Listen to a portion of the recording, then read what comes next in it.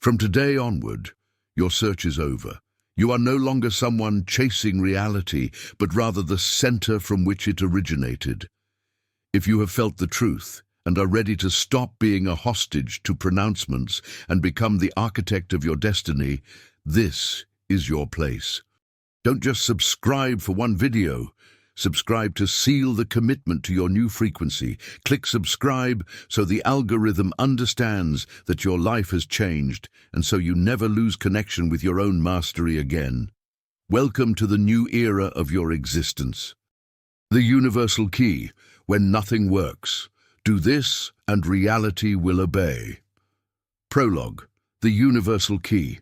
There comes a moment when you've tried everything: affirmations, vision boards, endless visualization, yet life stays stubborn, like a locked door that won't budge. You ask, you wait, you plead, but nothing moves.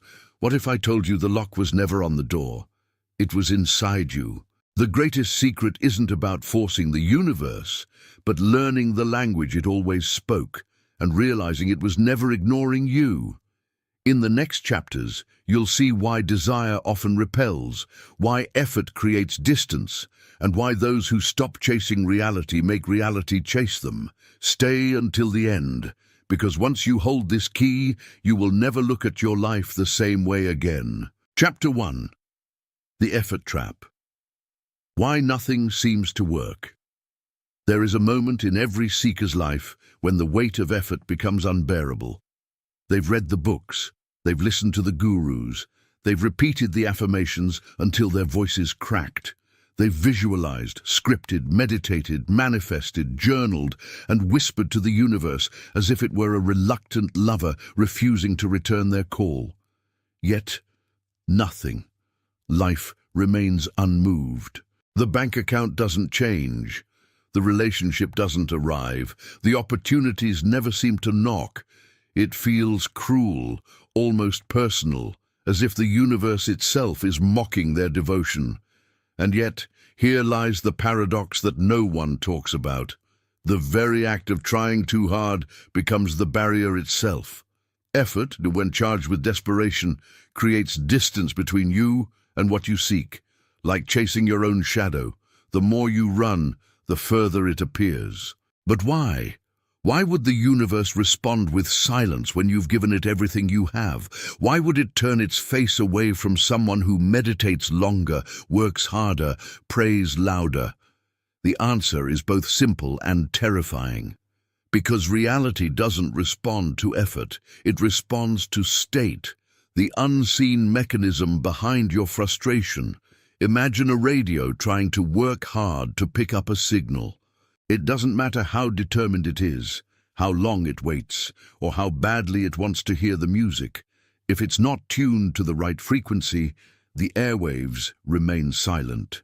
Effort, in this case, is irrelevant. Only alignment matters. This is the first law most seekers never learn. The universe is not moved by what you want. It is moved by what you are. When you chase something, you confirm its absence. When you beg for change, you broadcast lack. When you strive with gritted teeth, you vibrate at the frequency of not enough. And here is the truth hidden in plain sight. The universe is a perfect mirror. It does not judge. It does not punish. It simply reflects. If the signal you send out is desperation, fear, or lack, then life, in perfect obedience, echoes it back as delay, emptiness, and obstacles. Most people don't like this idea. They want life to respond to their words, not their state. But words without alignment are like seeds thrown on concrete. Nothing grows because the soil of being is wrong. Why more effort creates more distance. Think of a person drowning in the ocean. Panic sets in, arms flail, and the harder they fight, the faster they sink. Then the lifeguard arrives and shouts the one thing they don't expect: stop struggling, float. The ocean doesn't respond to effort. It responds to relaxation, to alignment with its own nature. Reality is no different. The more desperately you chase, the louder you affirm, the more you try to force outcomes, the more you entrench yourself in the energy of, "I don't have it yet."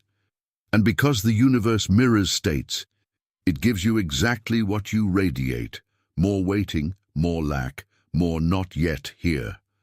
This is why some people manifest love, wealth, or opportunities almost effortlessly, while others, working 10 times harder, see nothing change. Those who flow with reality seem lucky. Those who fight reality remain stuck. The hidden law of reversed effort. The mystics called it the law of reversed effort, the idea that the harder you try to control reality, the more it slips through your fingers. You see this in every corner of life. The person who clings desperately to love often drives it away. The one who obsesses over money seems to repel it. The creative mind, straining for inspiration, finds only emptiness. Why? Because reality bends not to force, but to frequency. When you move from neediness, you affirm to the universe, "I am incomplete, I am lacking." And the universe, flawless in its reflection, says, "As you wish." But when you shift from need to knowing, everything changes. The moment that changes everything. Let's step into a scene. Picture a man named Daniel. For years, Daniel devoured every book on manifestation, wealth, and spiritual laws. His walls were plastered with vision boards. He woke at 5 a.m. for meditation. He recited affirmations until his voice went numb, but nothing moved. One evening, exhausted, Daniel sat by a lake near his home. He wasn't meditating. He wasn't visualizing. He wasn't doing anything. For the first time in years, he simply stopped. And in that silence, something remarkable happened. He noticed the lake didn't try to reflect the mountains. It simply did. It wasn't forcing clarity, begging the wind to calm, or demanding the sun to rise at the right angle. The reflection appeared the moment the water was still.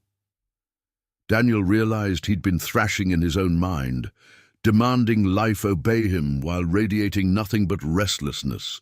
His effort carried the stink of lack.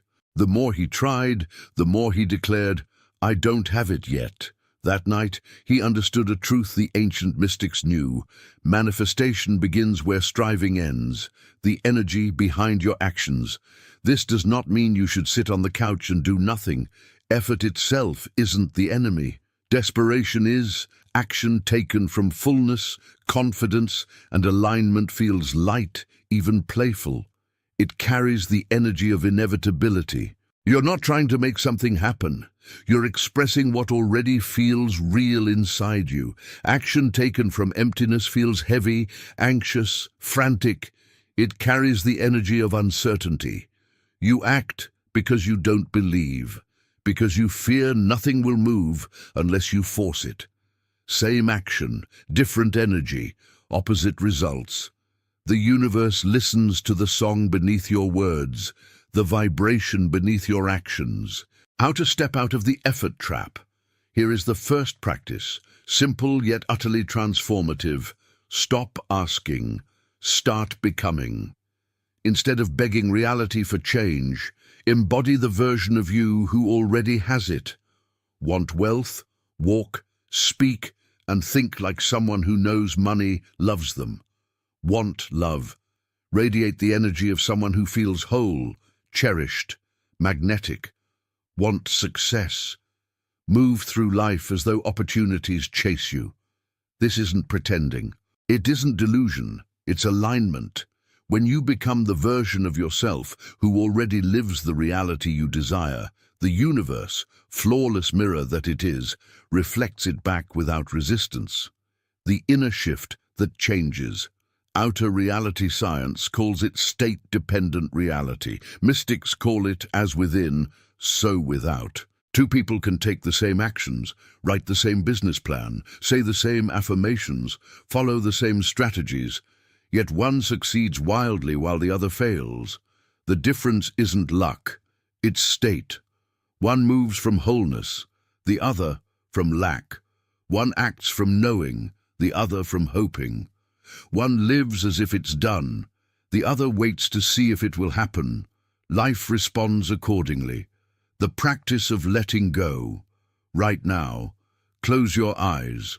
Bring to mind the thing you've been chasing hardest, the relationship, the money, the dream. Feel the tension in your chest, the craving in your mind. Now imagine releasing it. Imagine handing it over to a force infinitely wiser than you. Imagine the relief of no longer gripping so tightly. Say these words softly. I let go of how this comes to me. I trust it's already mine. I release the struggle. Breathe. For the first time, feel the difference between chasing and receiving. Why this changes. Everything letting go isn't giving up. It's stepping out of the energy of lack and into the energy of certainty. It's refusing to beg the soil to grow the seed after you've planted it. You water it. You trust the process. You let the laws of nature do their work. Manifestation is no different. A new way to live. As you move through this book, remember this first and deepest truth. Reality obeys the state you embody, not the words you say. Shift the state, and circumstances rearrange automatically. This is why the ancient masters seemed calm, almost indifferent, while shaping reality in ways that looked miraculous. They weren't frantic. They weren't begging. They weren't checking the clock every 5 minutes to see if it worked. They knew alignment makes reality inevitable. Your turning point today marks the day you stop chasing and start becoming. No more frantic effort, no more desperate prayers, no more trying to bully reality into submission. Instead, you will learn to step into the quiet power the mystics called the universal key. The ability to move reality not by force, but by frequency, not by begging, but by being. Because the moment you shift within, the outer world has no choice but to follow. Chapter 2. Resonance, not requests. The forgotten language of the universe. Most people live their entire lives believing the universe responds to words. They think if they just say the right affirmation, chant the right mantra, or pray with enough passion, the heavens will rearrange themselves to meet their desires. And so they speak louder. They repeat the phrases longer. They add more emotion to their begging. Yet for all their effort, reality remains unmoved, like a mountain ignoring the cries at its base. Here lies the secret almost no one understands. The universe does not speak the language of requests. It speaks the language of resonance. This truth shatters centuries of misunderstanding. It exposes why so many seekers feel betrayed when their affirmations fail, why the prayers of desperation often return empty, and why some people, without ever speaking a word, seem to magnetize blessings effortlessly. Reality responds not to the noise of your voice, but to the music of your being, the mirror that never lies. Imagine standing before a mirror, frowning and demanding the reflection smile first. You plead, you argue, you even threaten. But the reflection stays loyal to its source. It does what you do, not what you ask it to do. The universe works the same way. It does not give you what you beg for. It gives you what you are. You can speak words of abundance while radiating fear about money, and life will echo the fear, not the words. You can declare love is coming while secretly believing you're unworthy, and reality will mirror the belief, not the declaration. You can visualize success daily while vibrating with self-doubt, and circumstances will align with the doubt, not the vision. This is not cruelty, it is precision. Reality is a flawless mirror reflecting the frequency you broadcast.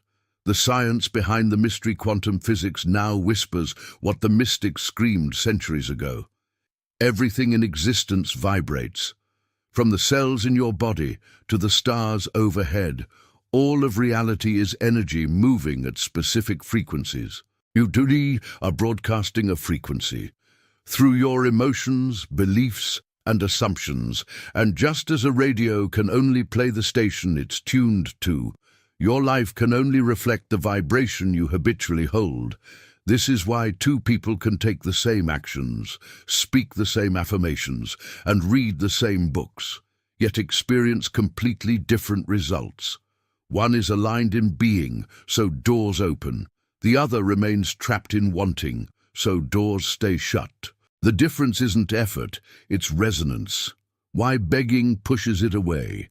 Think of someone desperate for love. They text constantly, demand reassurance, cling tightly to every moment with their partner. Their very energy screams, "I'm afraid you'll leave."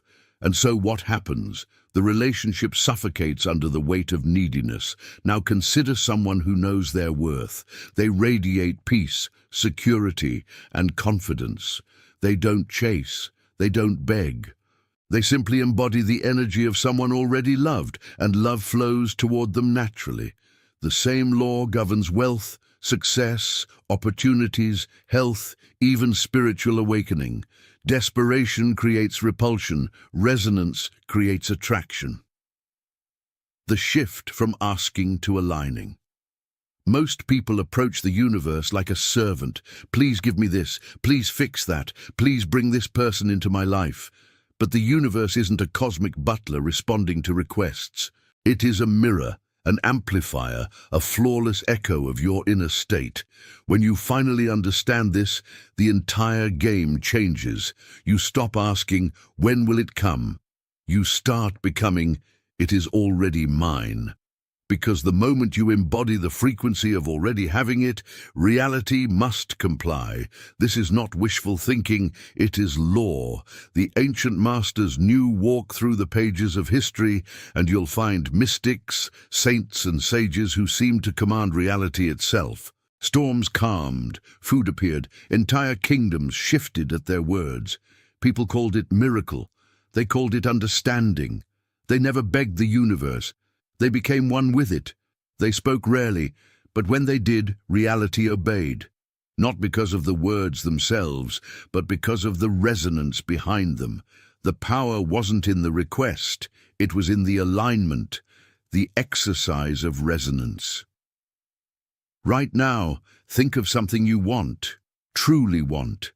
Feel the usual tension rise, the hoping, the impatience, the "why isn't it here yet?" Now shift. Instead of asking for it, close your eyes and imagine the version of you who already lives it. See through their eyes, feel their emotions, notice their posture, their energy, their certainty. Breathe until that version feels real, not in the future, but now. Hold that state, because this is the signal the universe understands. When words still matter, does this mean affirmations, prayers, and mantras are useless? No, they are tools, but only when charged with the correct energy. Words empty of resonance are like drums beaten in a vacuum. Lots of noise, no music. But words spoken from alignment carry power. They are no longer requests, they are declarations of reality. "I am worthy" means nothing if you feel unworthy. But when you know your worth, those same words become a spell reality must obey. It is never the language alone. It is the being beneath the language, living as resonance. From this day forward, release the habit of begging reality to change. Stop knocking on the door of life as though you are a stranger asking for permission. Instead, walk as though the door was never locked. Speak as though the prayer was already answered. Move as though reality itself is rushing to keep up with the energy you now carry, because it is. The moment it clicks. There comes a moment, for some, sudden, for others, gradual, when this truth settles deep into your bones.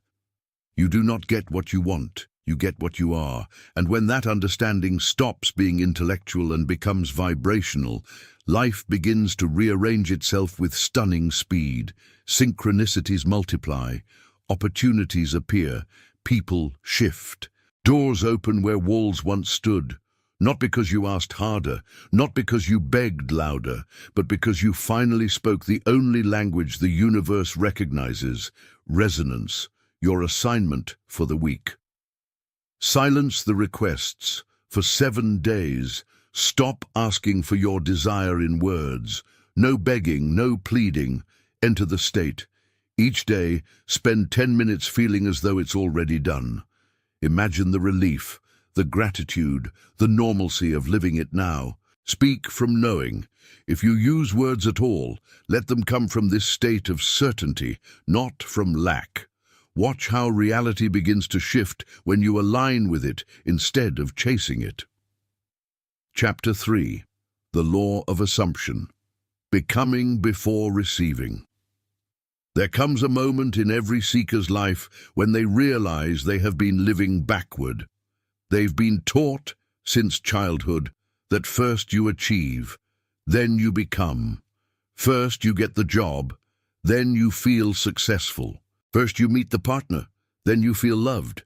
First you manifest the money, then you feel abundant. But this is the greatest lie ever told about reality creation.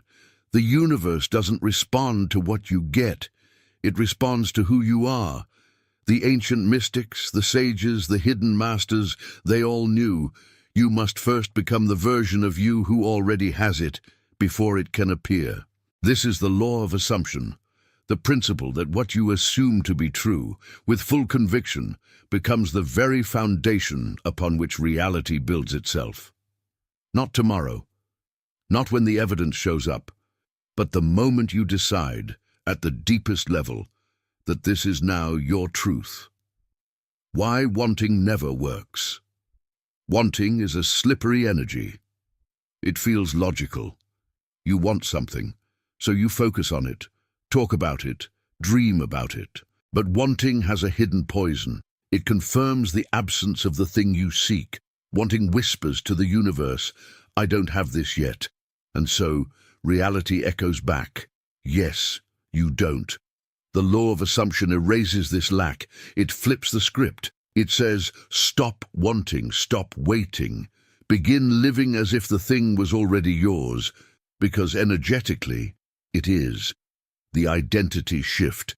Every reality you could ever experience already exists as a possibility in the quantum field. Infinite versions of you are living infinite lives, right now, in parallel. The only difference between you and them is identity. The version of you living in wealth thinks differently, speaks differently, moves through the world with a different energy. The version of you in love feels safe, worthy, confident, radiant. The version of you at peace radiates calm, trust, and inner wholeness. To enter their reality, you must become them first.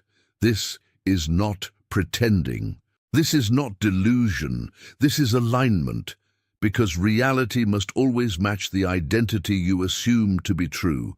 Why the universe waits for you. The universe isn't withholding anything from you. It isn't testing you. It isn't playing games. It is waiting for you to decide who you are. Most people never decide. They linger in the energy of trying, hoping, wanting, and so reality lingers too.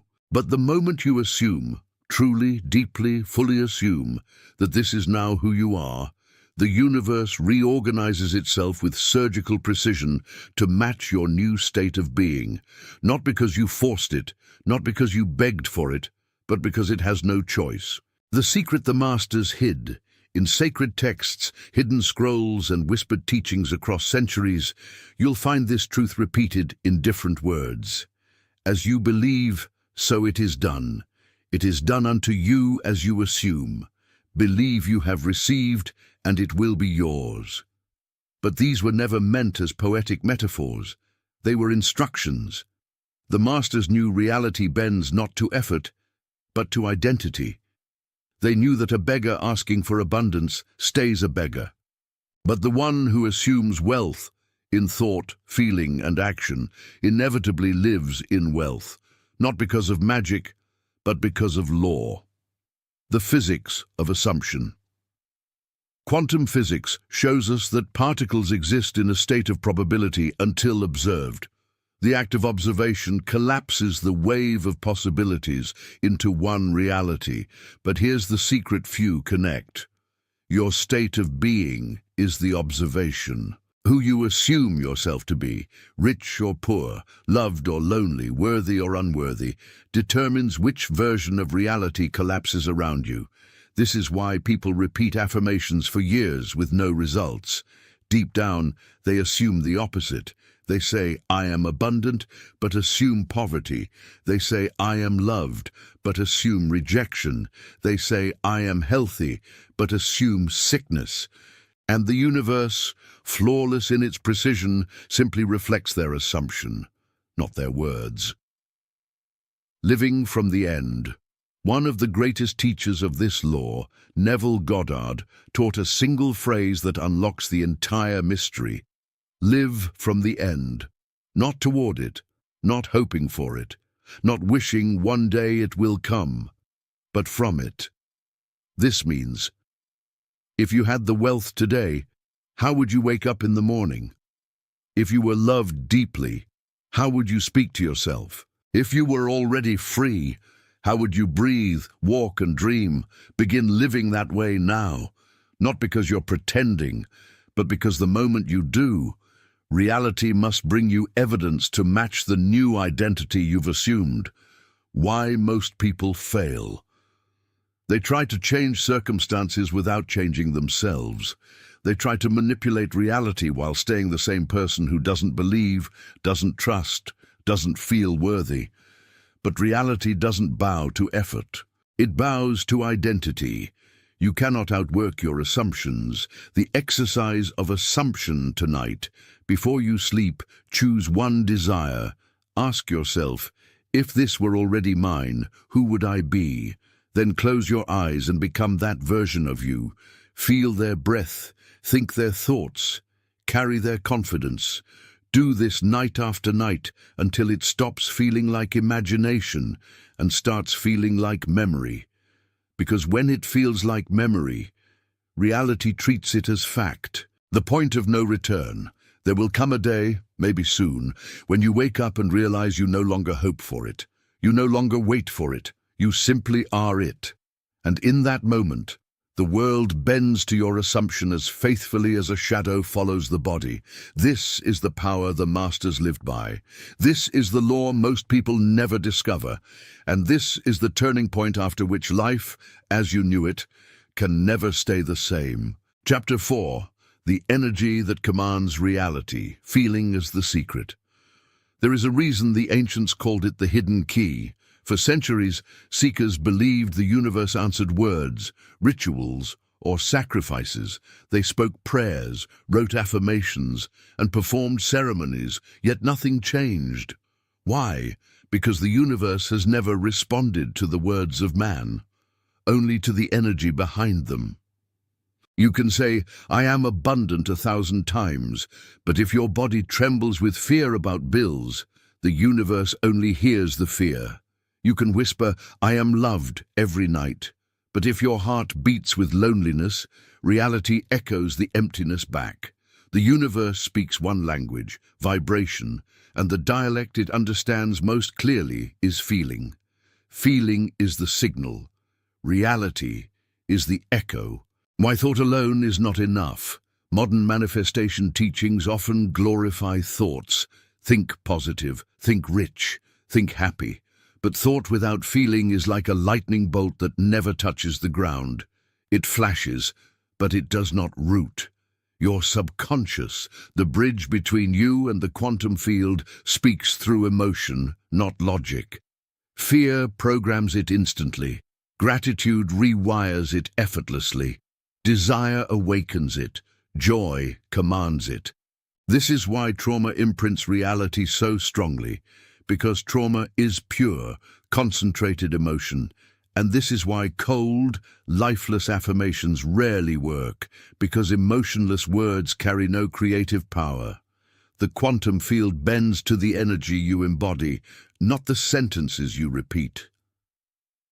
The hidden power of emotion. Every emotion carries a unique frequency, measurable in your body and in the field around you. Fear collapses your energy inward. Anger spikes it erratically. Joy expands it outward, radiating coherence. Love harmonizes it into perfect symmetry. The universe is not moral. It does not punish or reward. It simply mirrors. When you feel lack, it mirrors lack. When you feel gratitude, it mirrors abundance. When you feel wholeness, it mirrors completion. This is why the Masters taught, pray as though it is already done. Because the moment you feel it as real, reality has no choice but to rearrange itself to match that frequency. The science behind the mystery. Neuroscience now confirms what mystics always knew. The body does not distinguish between a real event and a vividly imagined one. If you feel it deeply enough, your nervous system treats it as fact. This is why athletes rehearse victories in their minds before championships, why astronauts train in simulators until the body forgets it was only practice. The body learns reality through feeling. So when you sit in meditation and feel the joy of dreams fulfilled, the gratitude of prayers answered, the peace of problems solved, you are teaching your body a new reality before it arrives. And reality, flawless in its precision, echoes back what the body believes, the trap of desperation. But here lies the trap. If you feel desperation while visualizing abundance, you are broadcasting lack. If you feel longing while affirming love, you are radiating absence. Wanting and having are opposite frequencies. One says, I don't have it yet.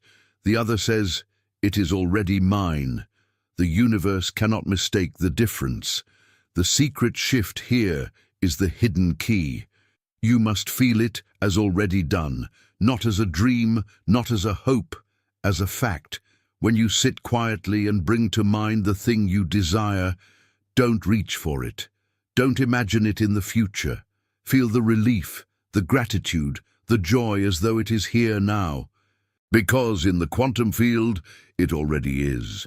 The exercise of embodiment tonight. Try this. Sit in silence. Breathe slowly until your body softens. Bring to mind your desire. Money, love, health, anything. Now feel the version of you who already has it. How would you breathe? How would your shoulders rest? What gratitude would fill your chest? Stay there until the feeling grows stronger than the doubt. Do this daily, not as a chore, but as a rehearsal of a reality your body is learning to recognize. Because when your body accepts it as true, the universe must follow. Why? This changes everything. When you feel lack, you create more lack. When you feel abundance, even before evidence appears, you collapse reality into timelines where abundance already exists. This is not philosophy. This is physics. The quantum field responds to the energy of your being, not the words of your mouth. From effort to magnetism, most people live like beggars at the gates of reality, pleading for scraps of love, wealth, and freedom. But once you master the language of feeling, you stop asking. You start embodying. And the moment you embody, reality becomes magnetic. Opportunities find you. People are drawn to you. Life begins to organize itself in ways no amount of hustle could achieve. Not because you fought for it, but because you aligned with it. The emotional signature. Every reality has an emotional signature. The reality of wealth feels abundant before money comes. The reality of love feels whole before the partner arrives. The reality of freedom feels free before circumstances change.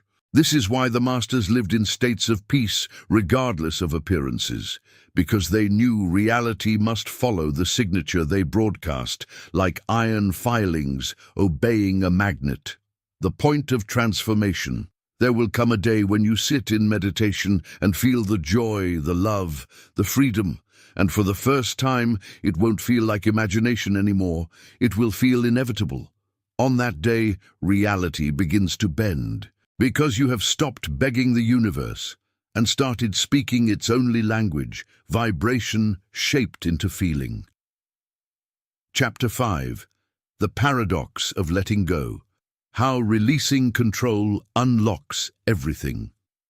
There is a moment in every seeker's journey when they have done everything, the affirmations, the meditations, the vision boards, the rituals, and yet reality seems silent, unmoved, even cold. This is where most give up. But the masters smile here because they know the real secret begins where effort ends. The universe is not moved by desperation. It is not impressed by ritual. It bends, always, to alignment, and alignment begins the moment you let go. Why control creates resistance. Imagine holding water in your hands. The tighter you squeeze, the faster it escapes. Only when your palms relax does the water stay. This is the paradox every seeker must face. The more you cling to a desire, the more you push it away. Why? Because when you cling, your energy screams, "I don't have it yet."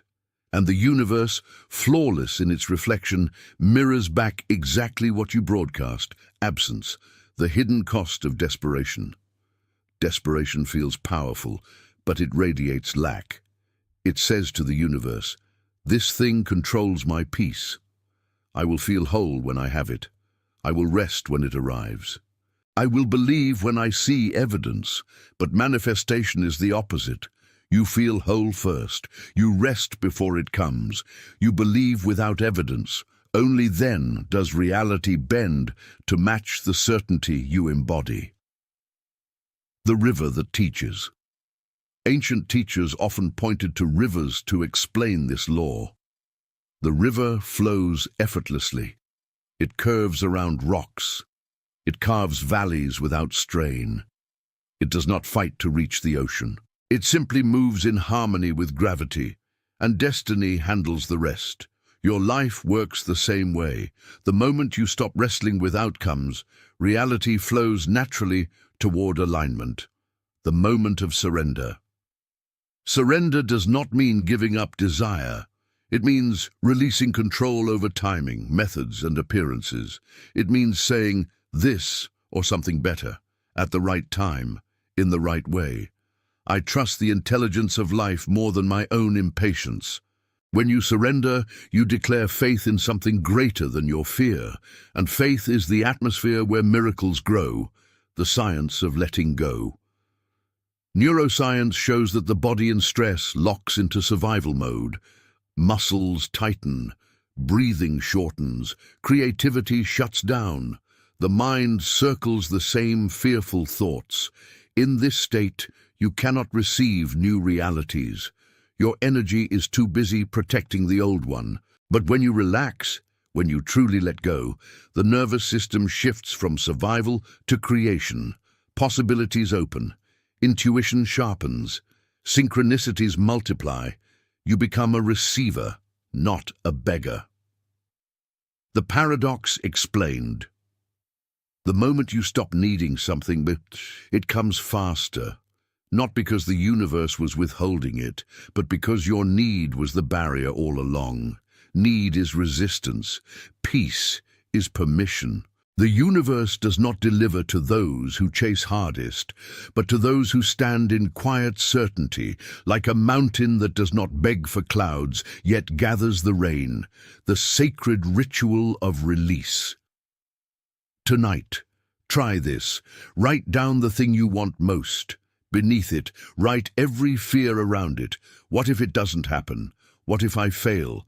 What if I lose it? Read the list slowly. Feel the weight of every what if.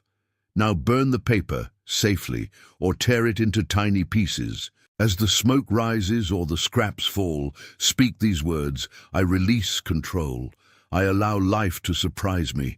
I trust timing I cannot see. Breathe deeply. Notice the lightness in your chest. That is the feeling of resistance leaving, the mystery of trust. Trust is the most magnetic state in existence. When you trust, you stop begging, you stop chasing, you stop vibrating lack. Instead, you radiate certainty, and certainty bends reality faster than any vision board or affirmation ever could. When nothing seems to happen. Here is the final paradox. After surrender, there is often silence. This is the test. Will you run back to control? Will you panic at the delay? Or will you rest in the knowing that life always delivers at the perfect time? Those who master surrender never fear the silence, because they know silence is not absence. It is alignment, gathering strength. The shift from forcing to allowing. When you let go, you stop fighting reality. You stop micromanaging outcomes. You stop living like a beggar in the kingdom of your own life. Instead, you become the kind of person reality chases, the mountain, not the storm. And life, like rain seeking the river, flows toward you with effortless precision. Living in the state of already done letting go is not waiting for the future. It is living as though it is already handled. It is carrying peace before the evidence. It is walking through life with the calm of someone who knows the check is in the mail, the door is unlocked, the path is already cleared, because reality, like a mirror, can only reflect what you broadcast. And when you radiate certainty, the universe must obey. Chapter 6. The Quantum Field. Entering the dimension where all possibilities exist. There comes a point in the seeker's journey when they realize the universe is not a giant warehouse of blessings, holding their desires hostage until they earn them. Reality is not built on scarcity, it is built on infinite potential, a field of possibilities where everything that could exist already does, waiting for the signal that calls it into form. This field is not theory, it is not poetry, it is the very fabric of existence, described by physicists, mystics, and visionaries for centuries. It does not care about time, it does not care about distance, it only speaks one language, frequency, and once you learn how to speak it, your entire life will begin to rearrange itself in ways that feel like magic, but are simply law. The science behind the mystery quantum physics reveals a universe stranger than anything our senses show us. Particles do not exist in fixed positions until they are observed. Reality behaves more like waves of potential than solid matter. This means the chair beneath you is 99.9999% empty space. The atoms in your body are mostly vibrating energy. The reality you call solid is a dance of probabilities collapsing into form. If science says even particles exist as possibilities before they become physical, why would your dreams be any different? You are already surrounded by infinite versions of you. Right now, as you read this, there exists a version of you who has the wealth you dream of, lives in the home you imagine, loves with the depth you crave. That version of you is not in the future. It exists in the quantum now, as real as the ground beneath your feet, but on a frequency you have not yet tuned into. You do not create that reality from scratch. You merge with it. The radio analogy: think of reality like radio stations. At 88.3 FM, you hear static and sadness. At 104.7 FM, you hear music, laughter, abundance. Both signals exist right now, filling the same room, the same air, the same space. But you only hear the one your dial is set to. Your emotions, thoughts, and energy are that dial.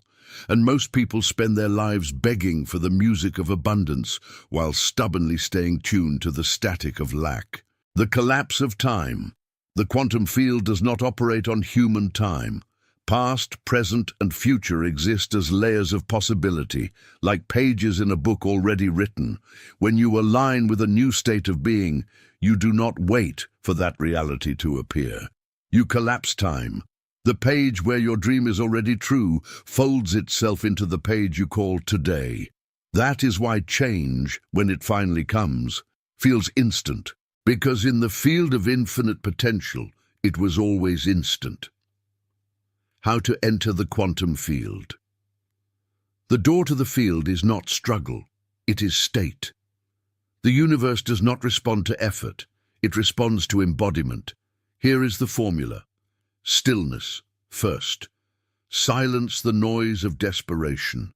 Feel the end result. Now, not as hope, as reality.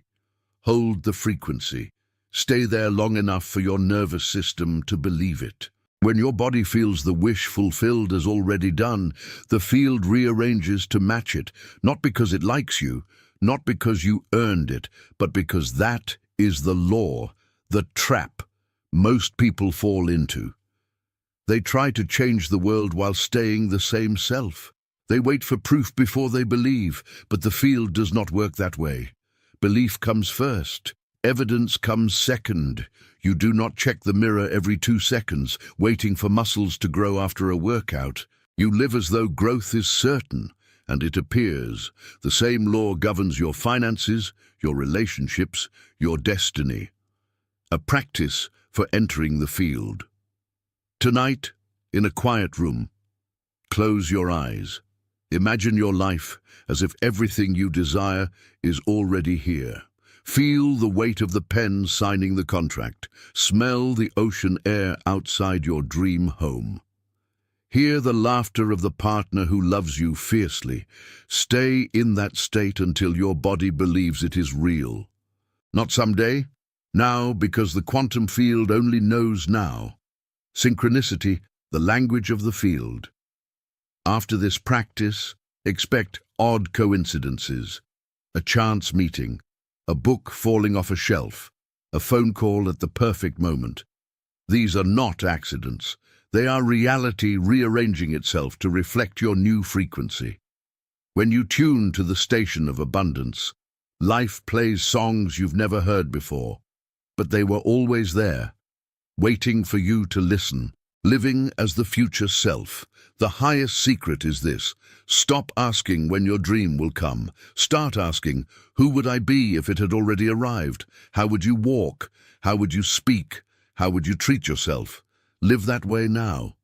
The moment you do, reality has no choice but to catch up. Chapter 7. The Emotional Alchemy. Transforming fear and doubt into pure manifestation power. There is a moment in every seeker's path when they realize the greatest obstacle to their dreams is not the economy, not fate, not even the universe itself, but the storm of emotions inside them: fear, doubt, anxiety, longing. For years, people have tried to fight these emotions, suppress them, bury them under forced positivity. And yet, the more they resist, the louder those emotions become. What if the secret was never to fight them, but to transform them? This is the art of emotional alchemy, the ancient practice of turning the raw, heavy lead of human emotions into the golden fuel of creation. Because the truth is simple: emotions are energy. Energy cannot be destroyed, but it can be transmuted.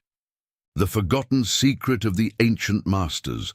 Long before modern science studied energy and frequency, the mystics knew fear is energy, desire is energy, even your doubts carry power.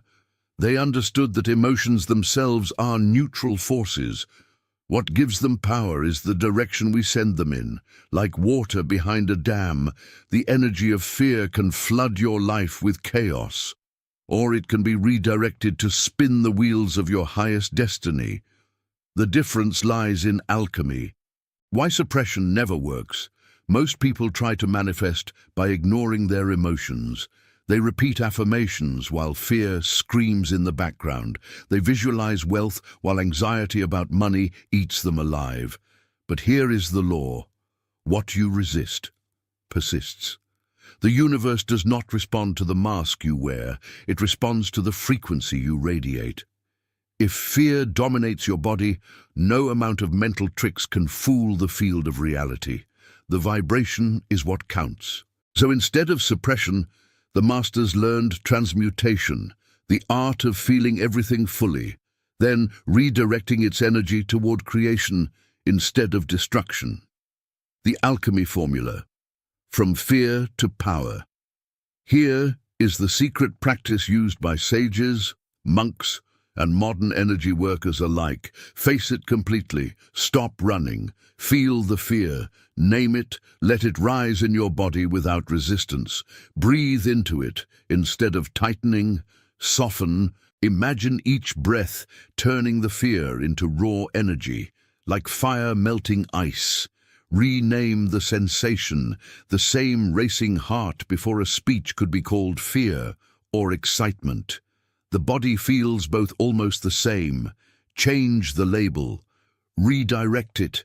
Take that energy and flood your vision with it. Imagine your dream glowing brighter, fueled by the very energy that once held you back. This is how fear becomes passion, how doubt becomes determination, how anxiety becomes momentum. Science confirms the alchemists were right. Neuroscientists now know emotions are biochemical storms of energy in the body. Change the story you attach to them, and you change the hormones, the neural pathways, even the electromagnetic field of your heart. In other words, when you rename fear as excitement, your body stops producing stress chemistry and starts producing the chemistry of courage. Your frequency literally changes, and reality responds. The bridge between emotion and creation. Most people try to create from thought alone, but thought without emotion is like a seed thrown on concrete. It doesn't grow. Emotion is the water. When you infuse your visions with raw, authentic emotion, you send a signal into the quantum field so strong that reality itself bends to meet it. But it must be real emotion, not forced, not fake positivity. Even sadness, when embraced fully, becomes compassion. Even anger, when redirected, becomes power, a ritual of transmutation. Tonight, find a quiet place. Light a single candle. Bring to mind the greatest fear or doubt you carry. Feel it rise in your chest. Place your hand over your heart. Whisper, "I see you. I welcome you." Breathe deeply. Imagine this energy as raw electricity flooding your body. Visualize your dream. See it clearly. Now send all this energy into that vision, like lightning striking a tree and awakening it with life. End with gratitude. Thank the emotion for its power, for its fuel, for serving your highest creation. When you open your eyes, something inside you will feel different because you didn't kill the emotion, you transformed it, living as the alchemist. From this day forward, every emotion becomes your ally. Fear shows you where your passion lives. Doubt shows you where faith is about to be born. Anxiety shows you where control must be surrendered. You are no longer a victim of what you feel. You are the alchemist turning every shadow into gold. Chapter 8. The Surrender Paradox. Why letting go unlocks everything. There is a strange, almost cruel irony to the way reality works. The harder you chase, the further your desires seem to run. It's as if life enjoys this cosmic game of hide and seek, giving you just enough hope to keep you running, but never quite letting you catch the dream.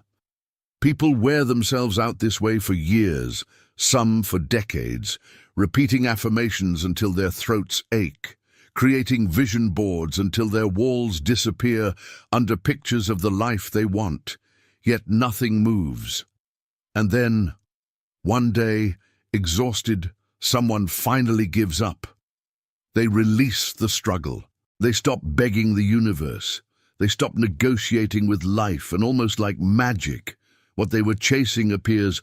It feels like a cruel joke, doesn't it? But it isn't. It is a law. The paradox explained. The universe is not testing you. It is reflecting you. When you desire something with desperate energy, you radiate lack. You declare with every thought and emotion, "I don't have this yet." And the universe, which mirrors vibration with mathematical precision, responds, "Yes, you don't." It's not personal, it's physics. This is why people who seem detached often get everything. They don't need it. They live in the assumption it's already theirs. Their energy says, I am whole, whether this comes or not, and reality bends to that wholeness. Control is the enemy of flow. Imagine standing in a river, trying to grab the water with your hands. The tighter you squeeze, the more it slips away. Now imagine opening your palm. The river fills it effortlessly. This is the nature of reality. Life flows toward open hands, open hearts, open minds. But control tightens the grip. It creates resistance. Every time you try to force timing, every time you beg for signs, every time you demand certainty, you are pushing against the very current meant to carry you. What masters know? Ancient mystics understood this law. They lived in what they called sacred surrender, a state of unwavering intention combined with total release of outcome. Intention plants the seed. Surrender opens the soil. Both are required. Without intention, you drift through life passively. Without surrender, you strangle the dream before it can grow. The science of letting go. Modern psychology calls this detachment from outcome. Studies on peak performance show athletes perform best when they enter flow state, a mindset where they stop obsessing over results and immerse fully in the present moment. In other words, the less they try, the better they do. Because resistance burns energy, flow conserves it. How to surrender? Without giving up. Surrender doesn't mean apathy. It doesn't mean abandoning goals or losing ambition. It means holding your vision with calm certainty while releasing anxiety about how or when it arrives. It means living as though it's already yours and trusting life to choose the timing, because life always chooses the perfect timing. A ritual of release tonight. Write down every desire clinging to your heart, every goal, every dream, every "it has to happen now" thought weighing on your spirit. Light a single candle. One by one, read them aloud and say, I release my need to control this. I trust the intelligence of life. What is mine will come. What isn't will leave. I am whole either way. Burn the paper. Watch the smoke rise. Feel the weight lift with it. Living in the paradox, here is the cosmic joke. When you no longer need it, life gives it freely, because your energy finally says, I already have. And reality mirrors that wholeness back to you like an echo returning from the mountains. This is the paradox that unlocks everything. Hold the vision, release the need, do this. And the universe rushes in to fill the open space left behind by your surrender. Chapter 9. Quantum Reality. Stepping into the version of you who already has it somewhere, right now. There exists a version of you who is already living the life you dream of, not in some metaphorical way, not as a poetic concept, but as a real possibility, as real as the device in your hands and the ground beneath your feet. Quantum physics has been whispering this secret for decades. Reality does not unfold in a straight line. Infinite versions of you exist in what scientists call the quantum field, an ocean of possibilities where every dream, every timeline, every destiny is already alive. And here's the key. You are not creating your dream life from nothing. You are choosing it from this field of infinite realities, the quantum law of possibilities. The universe does not work the way we were taught in school. We were told reality is fixed, solid, and absolute. But quantum experiments, like the famous double-slit study, shattered that illusion. Scientists discovered that particles, the building blocks of matter itself, behave like waves of infinite possibilities until they are observed. Observation collapses the wave into a single outcome. In other words, consciousness chooses reality, you are the observer, and the reality you experience is the one you align with most powerfully. Why most people stay stuck in the same timeline? If infinite versions of reality exist, Why do so many people repeat the same cycles year after year? Because they never change the frequency of who they are. They keep choosing with the same thoughts, the same emotions, the same energy signature, and reality mirrors it back like a cosmic photocopier. You cannot step into a new timeline while clinging to the vibration of the old one. Identity is the portal. Here is the secret the mystics and scientists agree on. Reality doesn't change when you beg for it. It changes when you change. The version of you who already has the dream life carries a different identity, different energy, different assumptions about what is possible. When you embody that version of yourself now, before the evidence shows up, you collapse the distance between you and the dream. You become the cause, and reality rearranges itself as the effect. The feeling is the bridge. Thought alone is not enough. Emotion alone is not enough. But thought and emotion fused together, vision plus feeling, create a frequency so strong it magnetizes the matching reality toward you. When you feel the emotions of already having your desire, your nervous system begins to rewire. Your actions shift, synchronicities appear, opportunities emerge because you have stopped living as the seeker and started living as the receiver. A practice to shift timelines. Here is a powerful exercise used by spiritual teachers and quantum coaches alike. Close your eyes, breathe deeply, calm the mind.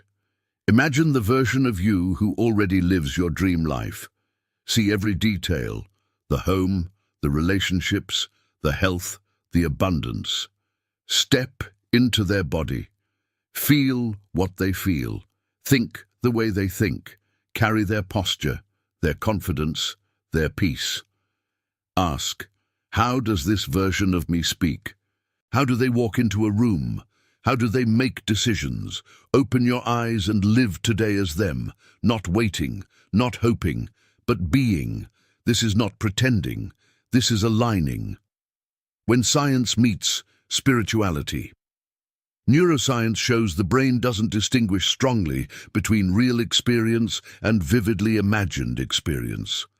When you repeatedly feel the emotions of the future you, your brain wires new pathways as though it's happening now. Biology follows, behavior follows, and eventually, reality follows. Because reality is not as solid as we think, it bends to the consciousness observing it. The leap of faith. That isn't, people call it a leap of faith, to live as though your dream is already here. But it isn't faith when you understand the quantum model of reality. It is physics. Two tuning forks vibrating at the same frequency will naturally resonate. Two realities vibrating at the same energy will naturally merge. Living as the future you from this day forward. Stop waiting for evidence before you feel worthy, abundant, or loved. Feel it first, be it first, and the evidence will come. Because the moment you embody the version of you who already has it, you collapse the wave of possibilities into the reality where it's true. Chapter 10. The Language of Synchronicity. How the universe speaks in signs. There comes a point on the spiritual path when life stops feeling random. At first, you dismiss it. The same number appearing on license plates, clocks, and receipts. A stranger saying the exact words you needed to hear. A song coming on at the perfect moment, as if the DJ were reading your mind. You laugh it off, call it coincidence, but deep down, something whispers. Pay attention, because the universe has a language, and it rarely shouts. It speaks in whispers, in patterns, in the secret poetry of synchronicity. Coincidence or communication? Most people sleepwalk through life. They miss the signs because they are too busy doubting, too distracted to notice. But those who learn to see step into a different world entirely. Carl Jung, the great psychologist, called it synchronicity, the meaningful coincidence of outer events with inner thoughts or feelings. He believed these moments revealed the underlying connection between mind and matter, spirit and form. The universe, Jung said, does not communicate through words alone. It weaves meaning into events. Why synchronicities multiply on the spiritual path. Ever notice how, once you start meditating or manifesting, the signs increase, numbers repeat, feathers appear, perfect strangers deliver the exact guidance you needed. This is not your imagination. Synchronicities multiply when your energy aligns with your desire because you have tuned your awareness to the frequency of guidance. It's like adjusting a radio dial. The music was always playing. Now you can hear it. Common signs of universal guidance, repeating numbers, 1111, 222, 333. These angel numbers often signal alignment or turning points. Songs or words, repeated. A lyric, a phrase, a quote that keeps appearing until you listen. Strange timing, meeting someone by chance who changes everything. Dreams that feel too real. The subconscious delivering messages the conscious mind ignored. Animals or symbols appearing repeatedly. The universe speaks through nature as well. The key is not superstition, it is awareness, the danger of forcing meaning. Not every bird is a sign, not every coincidence carries a message. The ego loves to attach meaning where none exists. True synchronicity feels different. A sense of clarity, resonance, and calm recognition washes over you. You don't chase it, it simply lands, like a feather floating down onto your path. How to invite synchronicity into your life. Quiet the mind. Signs are missed by the restless. Stillness sharpens perception. Ask, then release. Pose a question to the universe. Then stop demanding the answer. It arrives in its own timing. Live in alignment. The more your thoughts, emotions, and actions align with your higher self, the more guidance flows naturally. Keep a synchronicity journal. Writing them down trains your mind to notice patterns over time. The universe whispers. It never shouts. The guidance of synchronicity does not argue, threaten, or beg. It nudges. It hints. It opens doors and waits for you to walk through them. The ego seeks control. The soul seeks dialogue. Synchronicity is the soul's way of saying, "This is the way. Keep walking." When the path lights up. As you deepen on the spiritual journey, you realize something extraordinary. The universe has always been speaking. The signs were always there. You were simply too blind, too loud, too hurried to hear them. But now, you listen. And as you listen, the path lights up with guidance so precise it feels like magic. Because it is. The magic was never outside you. It was woven into the fabric of life itself, waiting for you to notice. Chapter 11. The Great Test. When reality collapses before the quantum leap.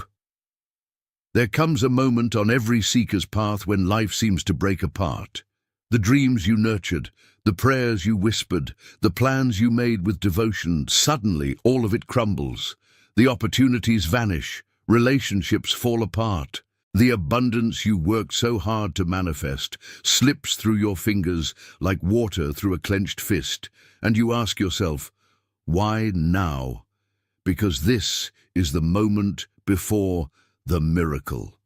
This is what the ancient masters called the Great Test, the point where reality itself shakes the foundations of your faith, not to punish you, but to reveal who you truly are when nothing seems certain. The paradox of creation. Here lies the paradox few understand. The universe doesn't reward belief when things look easy. That is convenience, not faith. The great test comes to strip away every illusion, to ask you the question every creator must answer before they manifest powerfully. Do you trust the appearances, or do you trust the truth? Because appearances lie. They tell you it's over when it is just beginning. They tell you you failed when you are being tested. They tell you the door is closed when you are seconds from the breakthrough. The great test doesn't come to stop you. It comes to break the part of you that doubts. The darkness. Before the dawn. Nature shows us this law everywhere. The night is darkest just before sunrise. The seed cracks in the soil before new life emerges. The mother feels the fiercest contractions before birth begins. Destruction precedes creation. Chaos precedes order. The storm comes before the calm. It is not the end, it is the threshold, the quantum science behind the collapse. Here is what modern physics reveals. When you hold a new state of consciousness long enough, the old reality must collapse to make room for the new. This collapse feels like life falling apart. But it isn't. It is life reorganizing itself at a higher frequency. You ask for love. Relationships built on fear will dissolve. You ask for abundance. Scarcity-based structures will crumble. You ask for freedom. Every chain will break before the door opens. The destruction is not punishment. It is purification. How to pass the great test. Recognize it. The moment everything seems to fall apart, whisper to yourself, "Ah, I see. This is the great test." Stand still inside. Don't beg. Don't bargain. Say within yourself, "I already know who I am. I already know this is mine." Live in the end. Feel the reality of your desire as if it were already done, even when everything screams the opposite. Don't react to chaos. Chaos feeds on emotional reaction. Stay still. Stay knowing. Trust the divine timing. The collapse only lasts until the old energy is gone. The new reality comes when you no longer waver, the rite of passage. This is the point where most people quit. They turn back, thinking life denied them, not realizing they were seconds away from the quantum leap.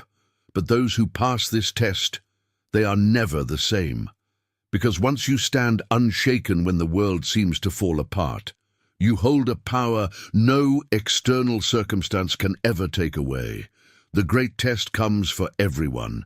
It comes to destroy everything false, so only the unshakable remains. And when it is over, reality has no choice. It bends, it obeys, it delivers. Chapter 12. Surrender versus control. The paradox that unlocks everything. There is a law of manifestation so simple, so hidden in plain sight, that the human mind almost refuses to believe it. It is the law that decides whether your desires flow toward you like a river of inevitability or vanish like smoke in the wind, no matter how hard you chase them. Here it is. The tighter you hold, the faster it slips away. The moment you release it, reality rushes in to fill the space. This is the paradox no one tells you about. True power is not in control. It is in surrender. The universe is not moved by frantic energy. It does not respond to desperate prayers, forced affirmations, or 1,000 rituals performed with tight jaws and tense shoulders. The energy of control says, "I don't trust." And the universe, like a perfect mirror, reflects exactly that. Delays, blocks, and walls where there should be doors. But the moment you let go, something astonishing happens. Life rearranges itself. Opportunities appear.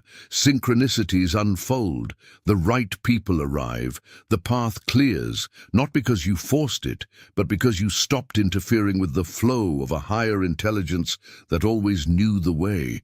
The illusion of control. Most people live like this, waking up with a mind already full of plans, clinging to outcomes, trying to predict every step, control every possibility, manipulate every timing. They call it being responsible, but the energy beneath is fear. Fear of losing, fear of failing, fear of not being enough. Control is fear wearing the mask of logic. It says, if I just try harder, think longer, plan better, I can make life obey me. But here is the secret the ancient mystics knew. Life obeys only the one who stops fighting it. The river doesn't carve valleys by force, it carves them by flow. The wisdom of the river. Watch water long enough, and it will teach you everything about power. Water yields, yet wears down mountains. It is soft, yet unstoppable. It bends, yet reaches the ocean every single time. This is why the Taoist sages called water the perfect master. It does not control. It allows. It adapts. It trusts the path beneath its own feet, or rather beneath its own current. Control says, I will move reality with my effort. Surrender says, reality is already moving. I will flow with it. And the paradox, the one who tries to control life collapses under its weight. The one who surrenders ends up shaping life itself. What surrender is not. Surrender is not apathy. It is not giving up.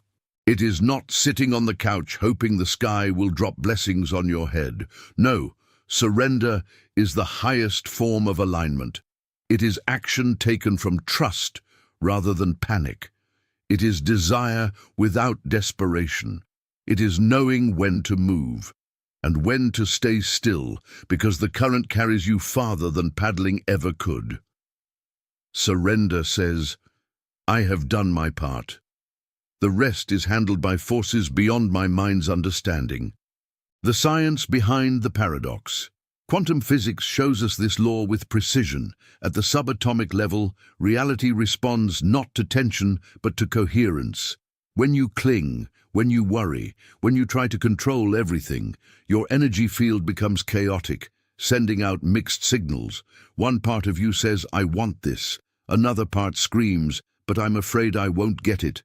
The result, interference, noise in the field, but surrender brings coherence. It says with every cell of your being, I already know it's mine. I trust the timing, I trust the unfolding. And reality, like iron filings to a magnet, reorganizes itself around that calm certainty. The practice of letting go. How do you actually surrender when everything in you wants to control? Pause before you act. The next time you feel the urge to control, to push, to obsess, stop, breathe, remind yourself, if I'm forcing, I'm out of flow. Shift from forcing to allowing. Instead of saying, how do I make this happen? Ask, how do I align with the version of me where this is already true? Trust the timing. Nature never rushes, yet everything blooms. The same law applies to your life.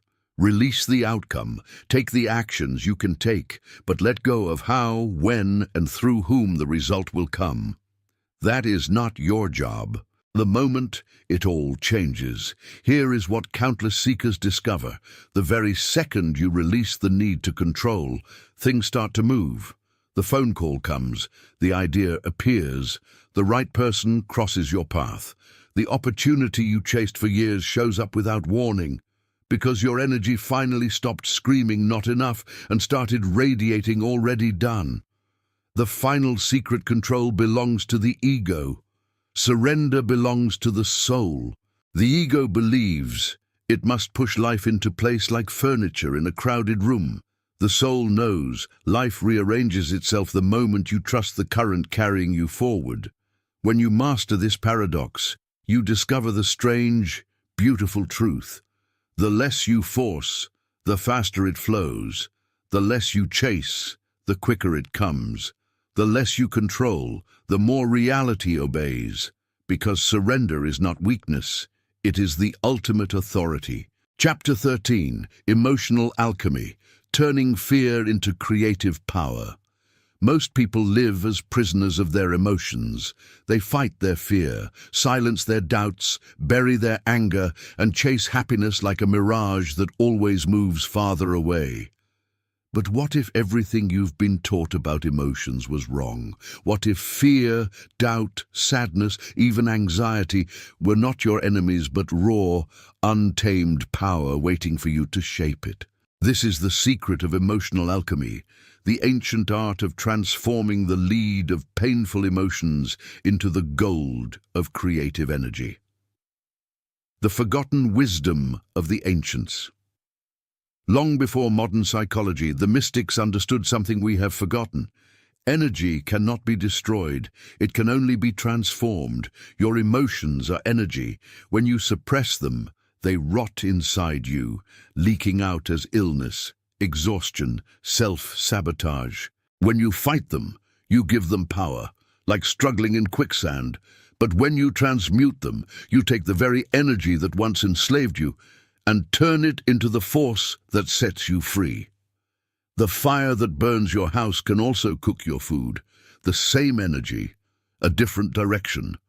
Fear is just energy wearing a mask. Here is what most people never realize. Fear and excitement feel almost identical in the body. Think about it. The racing heart, the butterflies in the stomach, the trembling hands. Your body doesn't label these sensations. You do. Call it fear, and it paralyzes you. Call it excitement, and it electrifies you. The energy itself is neutral. The label decides everything. The alchemist's first rule: stop resisting. Whatever you resist persists. When you tell yourself, I shouldn't feel this, you double the weight of the emotion. The first weight is the feeling itself. The second is the judgment about the feeling. But the moment you stop judging, when you allow the emotion to be there without labeling it as good or bad, something miraculous happens. The emotion begins to move. Because emotions are like water, let them flow and they purify you. Block them and they stagnate, turning toxic. From darkness to light, the three transformations. The ancient alchemists described 3 stages of emotional transformation. Calcination, facing it. This is the burning away of denial. You stop running. You feel what you feel. No excuses. No distractions, pure honesty. Dissolution, releasing it. The emotion melts because you are no longer clinging to it. You let it flow through your body, your breath, your awareness. Coagulation, rebuilding with power. From the ashes of the old emotion rises new energy, sharper, cleaner, stronger. The fear that once froze you now fuels your courage. The science of emotional energy. Neuroscience shows us that an emotion fully felt without resistance lasts only 90 seconds in the body. 90 seconds. What keeps emotions alive for years is not the feeling itself. It is the story we tell about the feeling. This anxiety means I'm weak. This sadness means I'll never be happy. This anger means I'm a bad person. No, it means you are human. It means energy is moving through you, and energy is always trying to move toward freedom, if you let it. The alchemical practice. Here is how you turn fear into power, in 3 simple steps. Step 1. Locate it. Close your eyes. Breathe. Where in your body do you feel the fear, the doubt, the sadness? Your chest, your throat, your stomach. Step 2, feel without story. Drop the mental narrative. Don't ask why it's there. Just feel the raw sensation. Heat, tightness, tingling. Let it speak its own language. Step 3, rename the energy. Now choose a new label. Call the racing heart anticipation. Call the trembling hands aliveness. Feel the shift as the same energy takes a new direction. The power hidden in pain. Every master of manifestation learns this. The energy you use to create your dream life is the same energy that once showed up as fear, doubt, grief. The pain wasn't blocking you. Your resistance to the pain was. The moment you embrace it, it becomes fuel. This is why so many breakthroughs come after breakdowns. The emotion that once shattered you becomes the very fire that forges your strength. The Phoenix Principle. Like the mythical phoenix, you burn in the fire of your emotions, but you rise from the ashes with new wings. because you stopped running, because you stopped resisting, because you remembered. Energy is never your enemy. Only your unconsciousness is. The greatest creators in history didn't have less emotion than you. They had more. They just knew how to turn it into art, music, invention, love, empires. And now, so do you. Chapter 14, The Frequency of Your Desires. Becoming the vibration reality cannot resist.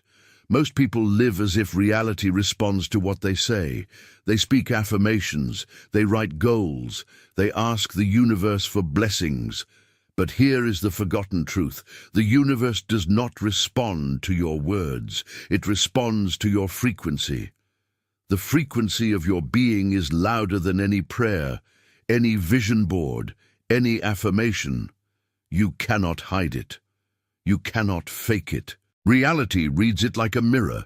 This is why two people can say the same affirmation, I am abundant, and one creates wealth while the other remains broke, because one speaks from lack, the other from knowing.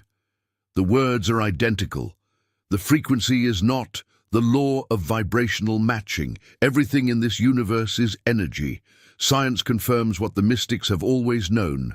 Matter, thoughts, emotions, time, even you, all vibrate at specific frequencies. Here is the cosmic law.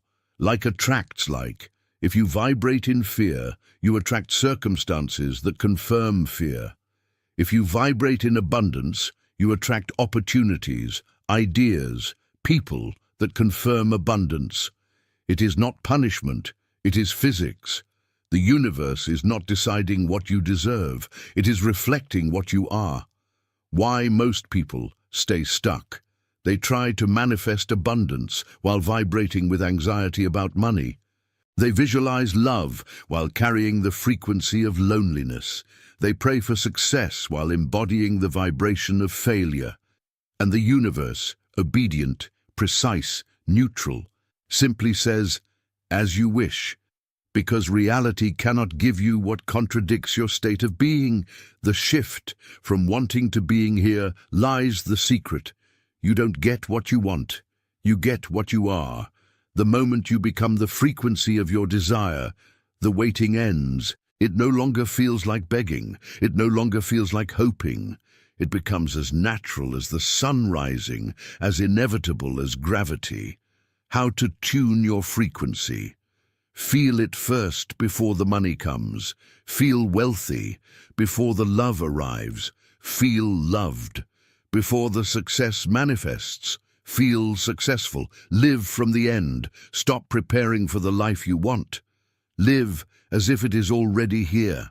Your actions, your words, your posture, let them come from completion, not from waiting.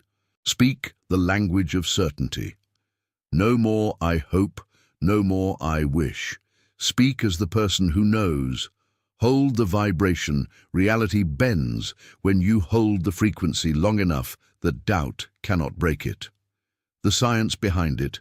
Quantum physics shows us reality exists as infinite probabilities until observation collapses it into one. Your frequency is the observer. Your state of being chooses the timeline. When you embody the vibration of your desire, you are not convincing reality to change. You are stepping into the version of reality where it is already true. The practice of becoming tonight. Close your eyes. Imagine the version of you who already lives the life you want. How do they breathe? How do they walk? How do they speak? What do they know that you have forgotten? Now, become them. Not tomorrow, not one day. Now, stay there until it feels normal, until it feels inevitable. Because the moment it feels inevitable, reality has no choice. It aligns. The point of no return. Here is the sign you have matched the frequency. You stop chasing. You no longer look for signs. You no longer ask when. You simply know. And the universe, with mathematical precision, reorganizes itself to reflect your knowing, because it always obeys your vibration. always. Chapter 15. Time Distortion. How to collapse the waiting and manifest instantly. Most people think time is linear. They believe life moves from past to present to future like a straight line. They wait for things to happen. They pray for one day. They assume their dreams live far away, separated by months, years, even decades. But here is the truth. The mystics knew long before science caught up. Time is not linear. Time bends. Time responds to consciousness. The universe does not operate in minutes and hours. It operates in frequencies. And when you learn to master those frequencies, you collapse time itself. The illusion of waiting. Think about this. Why does one person manifest love in weeks while another waits years? Why does one person rise to success seemingly overnight while another struggles for decades? It is not luck. It is not fate. It is alignment. Time stretches when you vibrate with waiting. Time collapses when you vibrate with knowing. The future is not coming toward you. It is already here, in a different frequency. The quantum secret of the now. Quantum physics shows us that all possibilities exist simultaneously. Like stations on a radio, your dream life is not in the future. It exists now on a frequency you have not tuned into yet. When you align your vibration with that frequency, you do not create your dream reality. You simply enter it. Like turning the dial on a radio. The song was always there, you just couldn't hear it until you tuned in. How we stretch time. Without realizing. Most people delay their manifestations with 3 habits. Hoping. Instead of knowing when you hope, you tell the universe, it's not here yet. The universe reflects that back to you perfectly. Checking the clock. Asking when vibrates with waiting, and waiting attracts more waiting. Living as the person who lacks acting, like the dream is far away, keeps it far away, because you are tuning to the frequency of absence.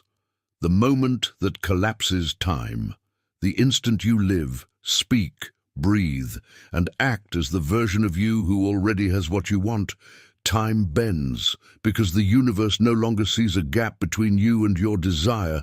It responds instantly. The practice of time mastery. Here is how you collapse time around your manifestations. Step 1. Enter the end scene. Close your eyes. Don't visualize the process. Visualize the result. See the life already complete. Step 2. Feel it as now, not as someday, not as coming soon. Feel it so vividly that your body believes it is happening now. Step 3. Release the clock. Stop looking for signs. Stop waiting for proof. The moment you need evidence, you are back in the vibration of waiting. Stories of instant manifestation. Throughout history, mystics, inventors, and visionaries reported the same phenomenon. When they stopped waiting and stepped into certainty, reality bent. Nikola Tesla said ideas arrived in flashes of light. Mystics spoke of prayers answered before the words left their lips. This is not magic. This is alignment, collapsing time. The physics behind the miracle, Einstein himself said, time is an illusion. Past, present, and future exist simultaneously. Consciousness, your state of being, decides which slice of reality you experience. When you shift your frequency, you shift timelines, living beyond the clock. The greatest freedom is this: to live beyond waiting, to stop saying one day and start saying this is now. Because the moment you stop waiting for your dream, you begin living in it. And reality, obedient as always, has no choice but to obey. Chapter 16, The Mirror of Reality. How the world reflects your inner state. Most people believe reality is something out there, separate, fixed, beyond their control.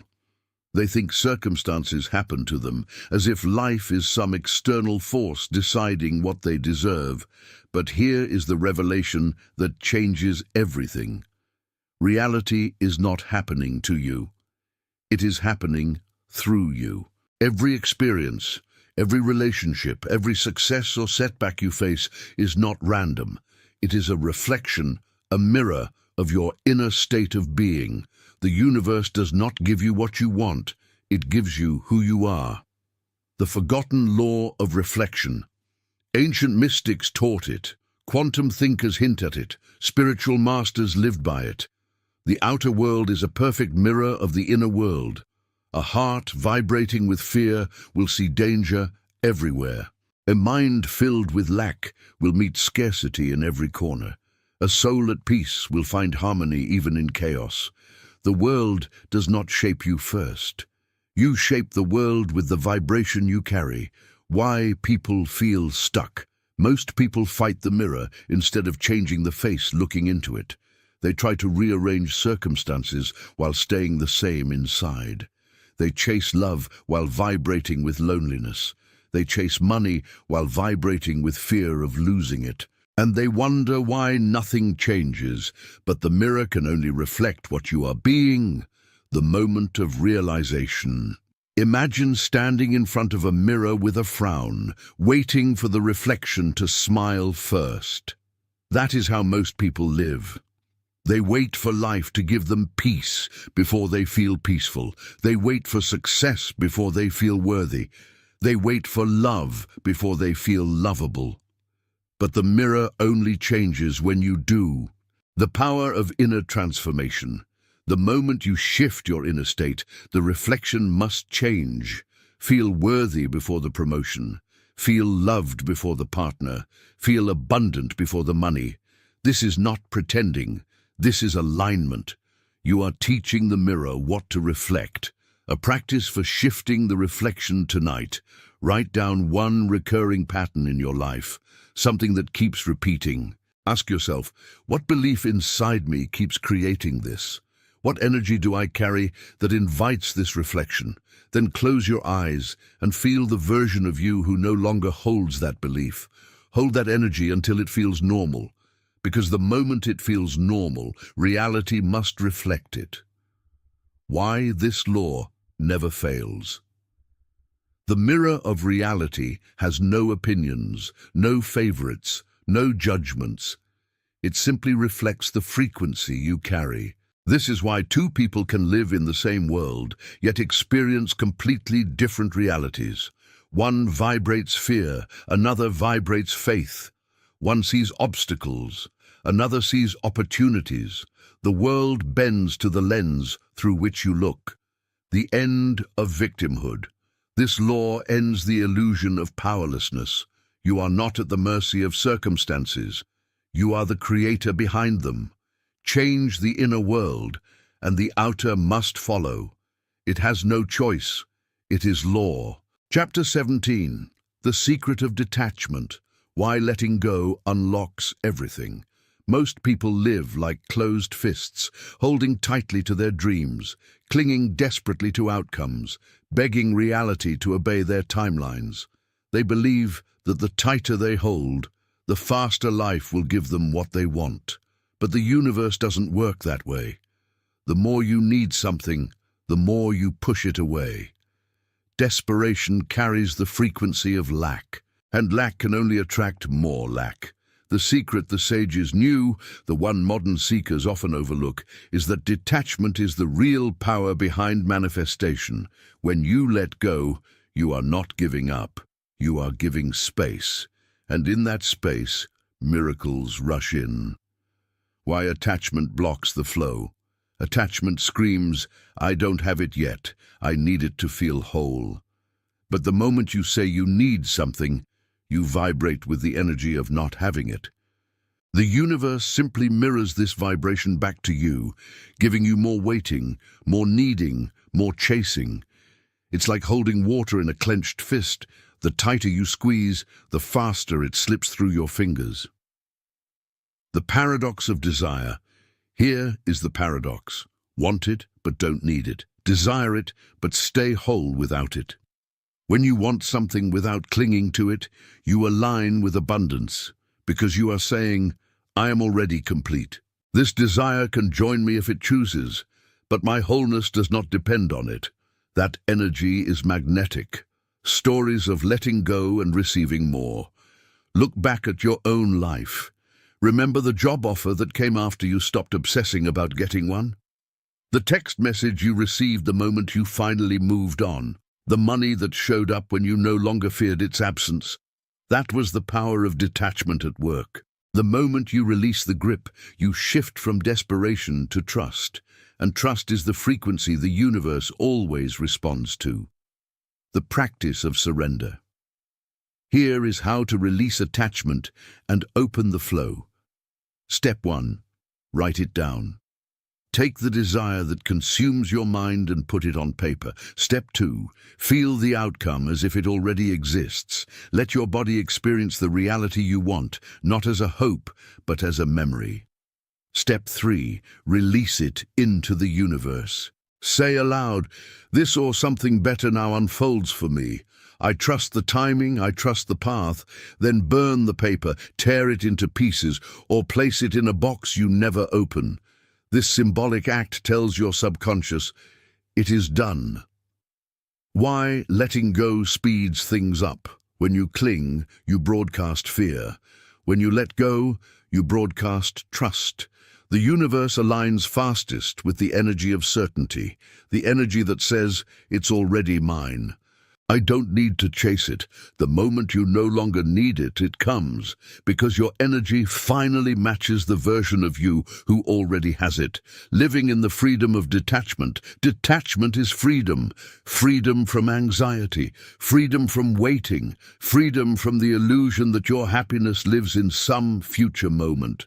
When you release the need, you open the door for reality to surprise you in ways far greater than your plans. Because you are no longer blocking the flow with fear, you have become the flow. Chapter 18. The silent force that shapes reality. Presence over effort. Most people think life bends to effort, to action, to hard work, to endless struggle.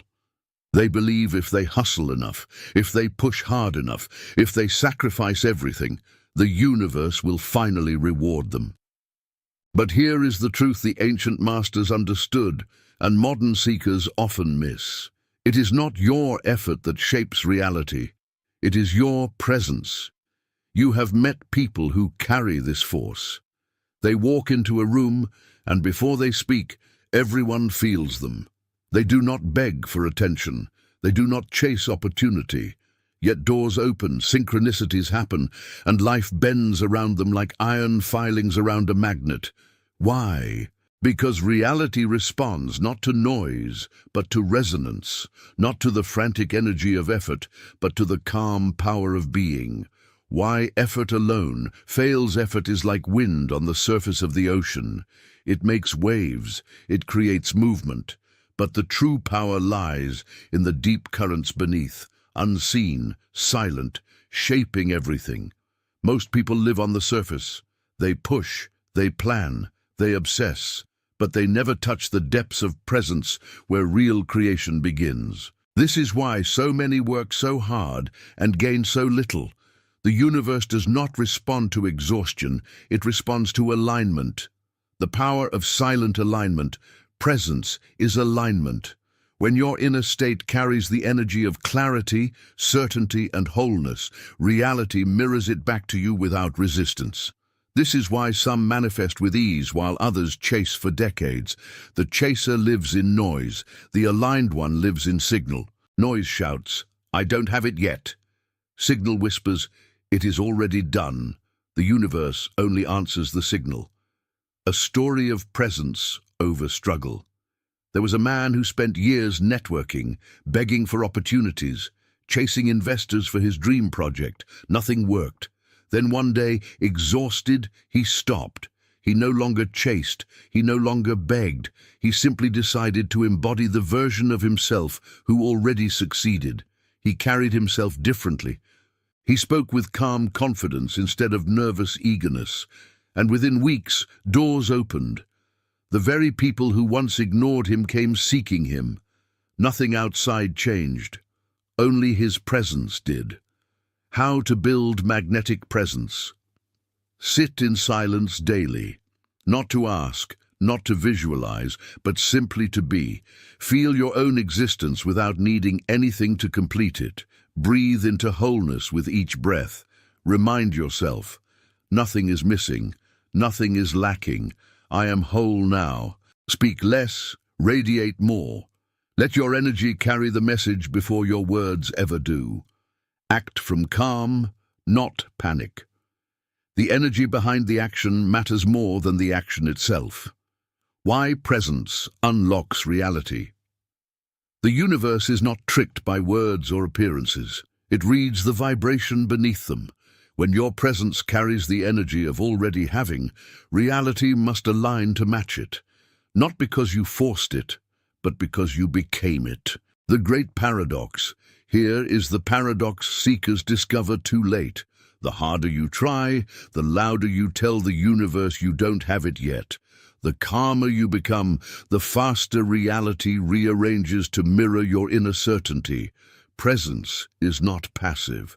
It is the highest form of power, because reality bends to the one who no longer chases, but simply is. Chapter 19. The Energy Loop. Why you keep attracting the same patterns. Most people believe life is random, that love comes by chance, that success is luck, that setbacks are misfortune. They never realize the truth. Reality is a mirror. It reflects not your desires, but your dominant energy. This is why some people repeat the same relationships with different faces, the same financial struggles with different jobs, the same disappointments with different dreams. They think life is against them. In reality, life is obeying them, obeying the vibration they carry without even knowing it. You don't attract what you want. You attract what you are. The hidden script. Beneath your life. Look closely at your life right now. The relationships around you, the opportunities or lack of them, the financial patterns that rise and fall. All of them reveal your inner expectations, the stories you tell yourself about what you deserve, what is possible, and what always happens to people like you. Most of this programming is unconscious. It comes from childhood, culture, repeated disappointments. Over time, it hardens into certainty, and the universe mirrors certainty, not wishes, not affirmations, not dreams, only certainty. Why you keep repeating the past. The energy loop works like this. An old belief lives inside you. For example, love always leaves me. Life mirrors that belief, bringing relationships that confirm it. The result strengthens the belief. See, it happened again. The cycle deepens, becoming self-fulfilling. You are not cursed. You are simply broadcasting the same frequency over and over, and reality keeps tuning in. The science behind the loop. Neuroscience shows that repeated thoughts create neural pathways. Like grooves in a record, the needle of your mind plays the same song again and again. Energy works the same way. The more you expect loss, rejection, failure, the more your vibration carries it. The more you expect ease, love, and abundance, the more your energy shifts and reality must follow, because the outer world can only echo the inner one. How to break the energy loop. Become aware. Sit with your journal. Write down the repeating patterns in your life. Ask, what do I keep experiencing again and again? Find the core belief. Beneath every pattern is a belief like, I'm not good enough. Money is hard to make. People always disappoint me. Challenge the lie. Ask yourself, is this an ultimate truth or just a story I inherited? Plant a new frequency. Replace the old belief with a new one, not through blind affirmations, but by embodying the version of you who already lives the opposite reality. A story of transformation. Maria spent years attracting relationships with the same ending: abandonment. One day she realized the pattern wasn't in the men she dated. It was in the belief she carried. I am easy to leave. She began working not on dating, but on her inner identity, walking, speaking, and living as someone who knew she was worth staying for. Months later, the pattern broke. Love arrived and stayed. Not because she chased it, because she changed what she carried inside. The law of inner resonance. The universe does not care about the words you speak if your energy contradicts them. You can say, "I deserve wealth 1,000 times," but if deep down you feel unworthy, reality responds to the feeling, not the phrase.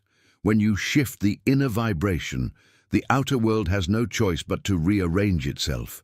This is not magic. It is law. The final key to breaking the loop. Stop asking, "Why is this happening to me?" Start asking, "What inside me keeps calling this in?" Because when the inner script changes, the energy loop ends. And when the loop ends, reality finally becomes free to bring you something new. Chapter 20. Mastering the Unshakable State.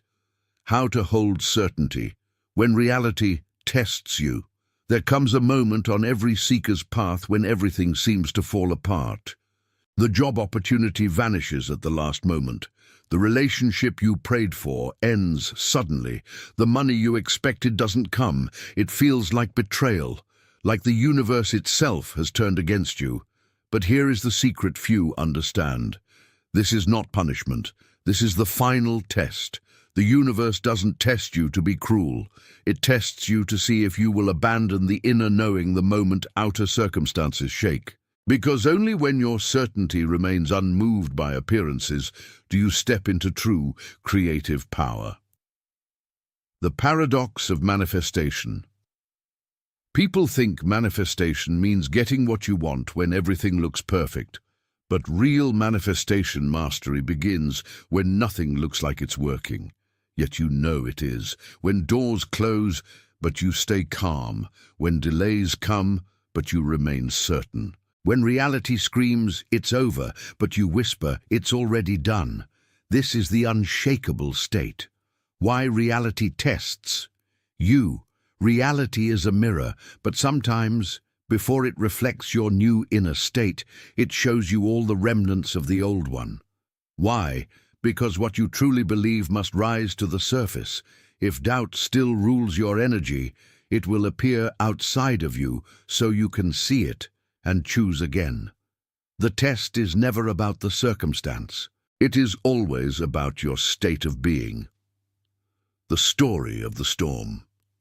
There was once a farmer who planted seeds in spring. Then a violent storm came, flooding the fields. His neighbors panicked. Convinced the crops were ruined, they replanted over and over, exhausting themselves. But the farmer stood calmly. He said, "I trust the roots." Weeks later, his crops grew stronger than anyone expected, because the storm had only cleared the weeds, not destroyed the seeds. This is life. The storm is not the end. It is the preparation. How to enter the unshakable state. See the storm for what it is, not a sign of failure, but the final clearing before growth. Anchor in the end. Result. Feel the reality where your desire is already complete. Live from it inwardly, even if outer eyes can't see it yet. Refuse the drama. Do not chase. Do not panic. Do not beg. The energy of desperation only delays the process. Choose faith over fear. Again and again. The test may come in waves. Keep choosing inner certainty, no matter how loud the noise outside becomes. The energetic law behind the test manifestation follows this sequence. Intention sets the course. Alignment draws it near. Certainty locks it in. But before it arrives, life asks, do you really believe, or are you just hoping? Your response determines whether the seed blooms, or whether you dig it up with doubt. A practice for unshakable certainty. Each night, before sleep, bring to mind the desire that seems farthest away. See the obstacles. See the delays. See the evidence that says impossible. Then, in the middle of all that chaos, declare silently, "It is already mine. Nothing can change this." Feel that truth until your body relaxes completely. This is how you train your energy to hold the end result, no matter what storms rage outside. The Master's Secret. The ones who create miracles are not the ones who never face challenges. They are the ones who refuse to let challenges rewrite their certainty. They stay unshakable until reality has no choice but to obey. Chapter 21. The door that opens when you stop knocking. There is a moment on the path of creation when you realize the door you've been pounding on for years was never locked. It only appeared closed because you believed it was. This is the great paradox of desire. The harder you chase, the farther it seems to run.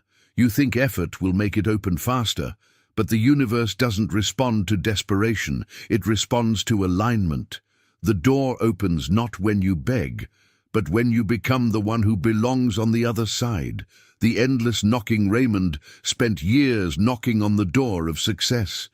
He read the books, repeated the affirmations, performed every ritual he could find. He believed persistence alone would break the barrier between him and the life he dreamed of. But the door never opened. One night, exhausted and defeated, he sat on the ground in front of the same door he had visited every day for 5 years. He had no prayers left, no strength to knock again. For the first time, he was silent, and in that silence, something extraordinary happened. The door dissolved because it was never there. The illusion of separation. The door was always a metaphor, the belief in distance between you and what you want. You knock because you think you are outside. You beg because you think someone else holds the key. You struggle because you think reality must be convinced. But the truth is this: what you seek is not separate from you.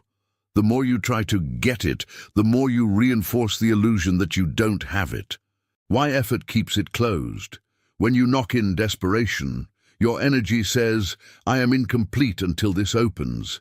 And the universe mirrors incompleteness with more waiting, more chasing, more distance. Because reality always reflects the frequency you carry, not the words you speak. How to make the door disappear. Stop asking, start being. Instead of saying, "Please let it happen," declare inwardly, "It already belongs to me." Release the timeline. The door stays closed as long as you watch the clock. Desire ripens in divine timing, never in panic. Live from the end. Act, think, and feel like the person who has already crossed through. When you do, the door becomes irrelevant. The story of the master key. A student once asked his teacher, "When will the door to my destiny open?" The teacher smiled and replied, "When you realize there is no door." The student didn't understand until years later, when he stopped chasing, stopped begging, and finally rested in the knowing that what he desired was already his. That day, opportunities poured in like water breaking through a dam. Not because he found the key, but because he stopped believing there was a lock. The sacred practice of no-door living. Close your eyes. Imagine the life you desire most. Love, abundance, freedom. Now picture it behind a door. Feel the frustration, the distance, the waiting. Then, with one breath, dissolve the entire door. See yourself already inside the life you've been trying to reach. Walk through the rooms, touch the walls, live there. The more real it feels inside, the faster reality outside must match it. The power of stopping. The door opens the moment you stop knocking and realize you were never outside. Nothing was ever missing. The distance was only a belief. When you live as if you already belong, reality rearranges itself to agree with you, because creation doesn't answer the noise of effort. It answers the silence of knowing. Chapter 22. The power of the invisible. There is a force shaping your life right now that you cannot see. It has no face, no form, no sound. Yet it rearranges circumstances, draws people to you, opens paths you never knew existed. The masters of manifestation have always known this. The most powerful energy is silent, invisible, and unquestionable. It doesn't move with noise. It doesn't announce itself. It doesn't beg for recognition. It simply is. And when you align with it, the world bends to meet you, the law of subtle power. Most people believe power comes from action, effort, and control. They chase opportunities, manipulate outcomes, try to force things into place. But true creation doesn't come from force. It comes from resonance. Like the pull of the moon on the ocean tides, your energy exerts influence without effort. It draws experiences, people, and opportunities toward you as naturally as gravity pulls the apple to the ground. The stronger your inner alignment, the less you need to do. The more silent your certainty, the faster reality obeys. Why the invisible is stronger than the visible. Everything you see in the physical world was once invisible. The building began as a thought. The song began as a feeling. The invention began as an idea no one else could see. The invisible always precedes the visible. Creation flows from the unseen to the seen, from the energetic to the material. So if you want to master your reality, you must stop obsessing over appearances and begin working with the invisible forces that shape them, the magnetic field of your being. You walk through life inside an energetic field. It is shaped by your beliefs, your emotions, your assumptions about what is possible. When you carry desperation, your field pushes things away. When you carry certainty, your field draws them near. When you carry peace, your field opens doors with no effort. People feel this even if they don't understand it.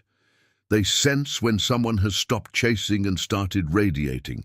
They sense when someone embodies what they desire instead of begging for it. The universe is the same. It responds not to words, but to the frequency behind them. The story of the silent master. There was once a man named Elias who never asked for success. He never chased wealth. He never begged for love. Yet everything he needed came to him. Opportunities appeared. Relationships blossomed. His life seemed effortless. When people asked for his secret, he simply said, "I do not send my energy outward in desperation. I anchor it inward in certainty. Reality has no choice but to match it." That was his entire method. He worked with the invisible instead of fighting with the visible. How to cultivate invisible power. Withdraw the need to prove. Stop explaining your dreams to people who cannot see them. The moment you seek validation, you weaken your energy. Anchor in silence. Spend time daily in complete stillness. Let your energy settle until it feels like a calm, deep lake. Radiate instead of chase. Visualize your desire as already complete. Let your body feel the reality of it until it becomes your natural state. Act without attachment. Take inspired action, but release the demand for instant results. Act from fullness, not from lack. The sacred practice of the unseen. Tonight, sit in silence with no music, no distractions, no requests. Close your eyes and imagine the energy of your life becoming vast, calm, and magnetic. Don't ask for anything. Don't chase anything. Simply rest in the knowing. What belongs to me cannot miss me. What is mine comes effortlessly. This is how you tune yourself to the frequency that shapes worlds. The paradox of invisible strength. The louder your doubts, the weaker your energy.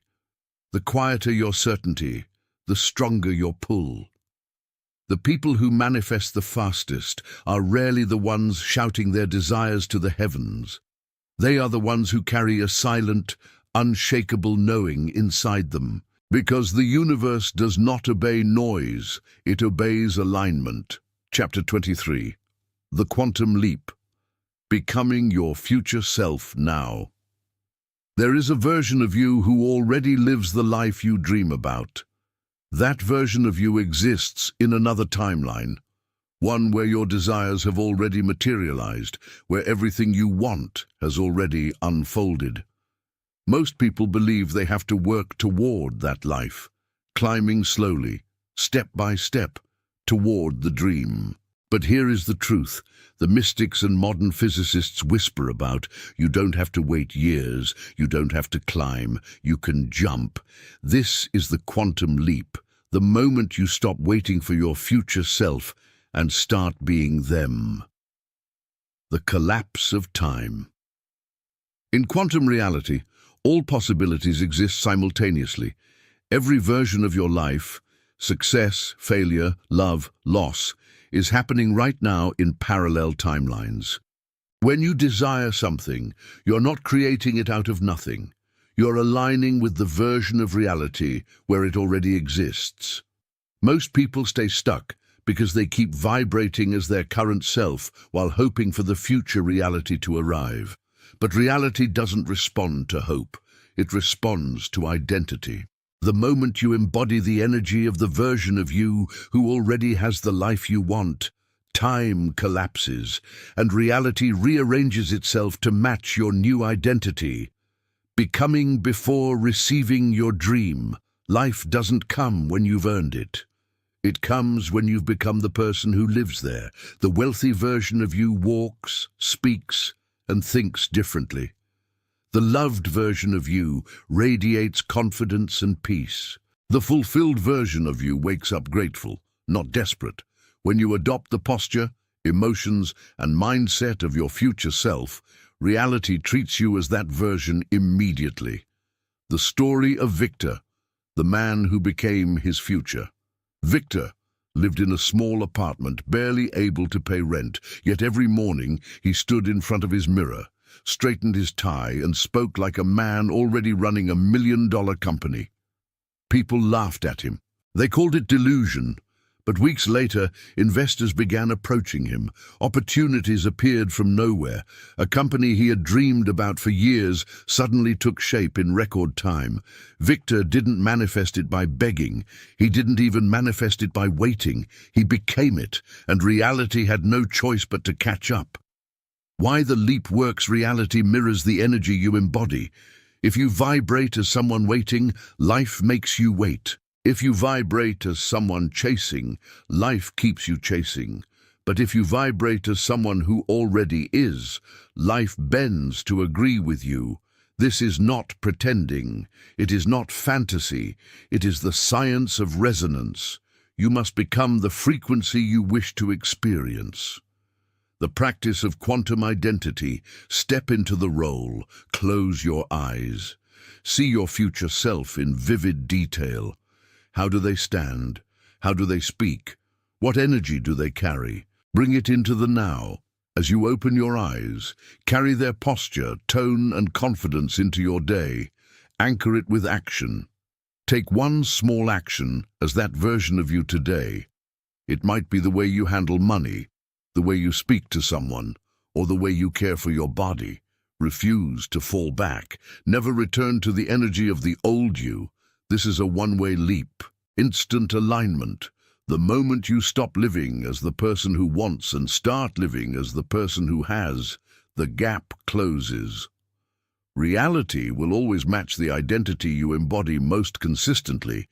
This is the quantum leap, collapsing the waiting time between desire and manifestation by becoming the version of you who already lives the dream. The leap is now. Stop asking, when will it happen?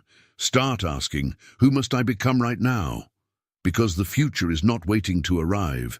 It is waiting for you to step into it.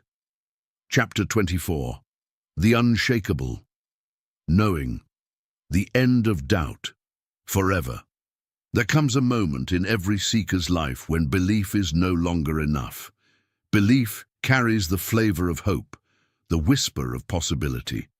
But true manifestation begins where belief ends, and knowing begins. Because the universe does not respond to a hesitant mind, it bends only to the energy of certainty. the kind of certainty that cannot be shaken by appearances, delays, or doubts. This chapter is about crossing that line, about leaving behind the world of "I hope," "I think," "I wish," and entering the realm of "I know." The difference between belief and knowing belief says, "I think it's possible." Knowing says, "It already is." Belief can crumble when things look impossible. Knowing remains when the world seems to fall apart. Imagine planting a seed. You do not hope it will grow. You do not whisper affirmations at the soil. You simply know that given the right conditions, it will emerge. Manifestation works the same way. When you know something is yours, the universe must comply. The law of absolute conviction. Those who master creation walk with a calm certainty that feels almost unearthly. They do not check the how or the when. They do not chase signs or wonder if it is working. They simply hold one unshakable inner stance. It is done. Because reality always reflects your dominant state of consciousness. If your dominant energy is doubt, you will manifest delays. If your dominant energy is certainty, you will manifest results. This is why the most miraculous manifestations often happen when people reach the point of inner surrender, when they stop questioning and start knowing. The story of Evelyn, from doubt to power. Evelyn spent years practicing affirmations, vision boards, and rituals, but her desires remained distant as though reality mocked her efforts. Until one evening, sitting in her garden, she watched a child pick up a toy with absolute confidence. The child didn't question if it belonged to them. They didn't ask permission. They simply reached out and claimed it. In that moment, Evelyn realized, the universe is like that toy. It responds to certainty, not hesitation. That night, she stopped trying to manifest and simply declared, "It is done." Weeks later, the very opportunities she had begged for began arriving, quietly, naturally, effortlessly. How to build unshakable knowing, eliminate timelines, stop asking when. Time belongs to the mind. The universe moves outside of it. Refuse to check for evidence. The farmer doesn't dig up the seed every day to see if it is growing. Trust the process. Anchor with ritual. Each morning, stand before a mirror and speak. It is done. It was always mine. Feel the energy in your body as though it were already complete. Live as if, walk through your day carrying the energy of someone who already received what they asked for. When the world tests you, it will happen. Life will appear to contradict your desire. Things will seem to fall apart. That is the final test, the moment when most people give up, right before the breakthrough. When everything screams it's not working, your task is to hold one inner command. It is done. Because reality reshapes itself around those who refuse to move from certainty. The sacred practice of knowing tonight. Light a single candle in a quiet room. Bring to mind the one desire you've doubted the most. Breathe deeply and feel its completion as though it were already here. Speak aloud, slowly, with power. It is done. It has always been done. I now live in the reality where this is true. Sit in silence afterward. Let the feeling expand through your body until it feels as real as the ground beneath you. The end of doubt. When you cross into knowing, doubt becomes impossible. The old habits of begging, chasing, and questioning dissolve. Because once you truly know, you stop asking if the sun will rise. You simply wake up and see the light. Chapter 25. Living in the end. Becoming the result before it appears. There is a sacred secret the masters of manifestation have always known. Reality does not wait to give you what you want once the conditions look right. Reality bends the moment you begin to live as if it were already done. Most people live in constant preparation. When I have the money, I'll feel abundant. When I meet the right person, I'll feel loved. When my dream comes true, then I'll finally relax. But the universe doesn't work this way. It mirrors who you are now, not who you'll be someday. If you want your desires to arrive, you must become the result before it appears. The power of the end state. Think of an actor preparing for a role. They don't hope to become the character. They study, they feel, they speak, and they embody until the audience no longer sees the actor, only the role.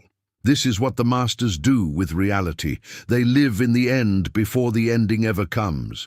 They walk, speak, and think from the version of themselves who already has it all. This is not pretending, it is alignment, because reality cannot deny the vibration of completion.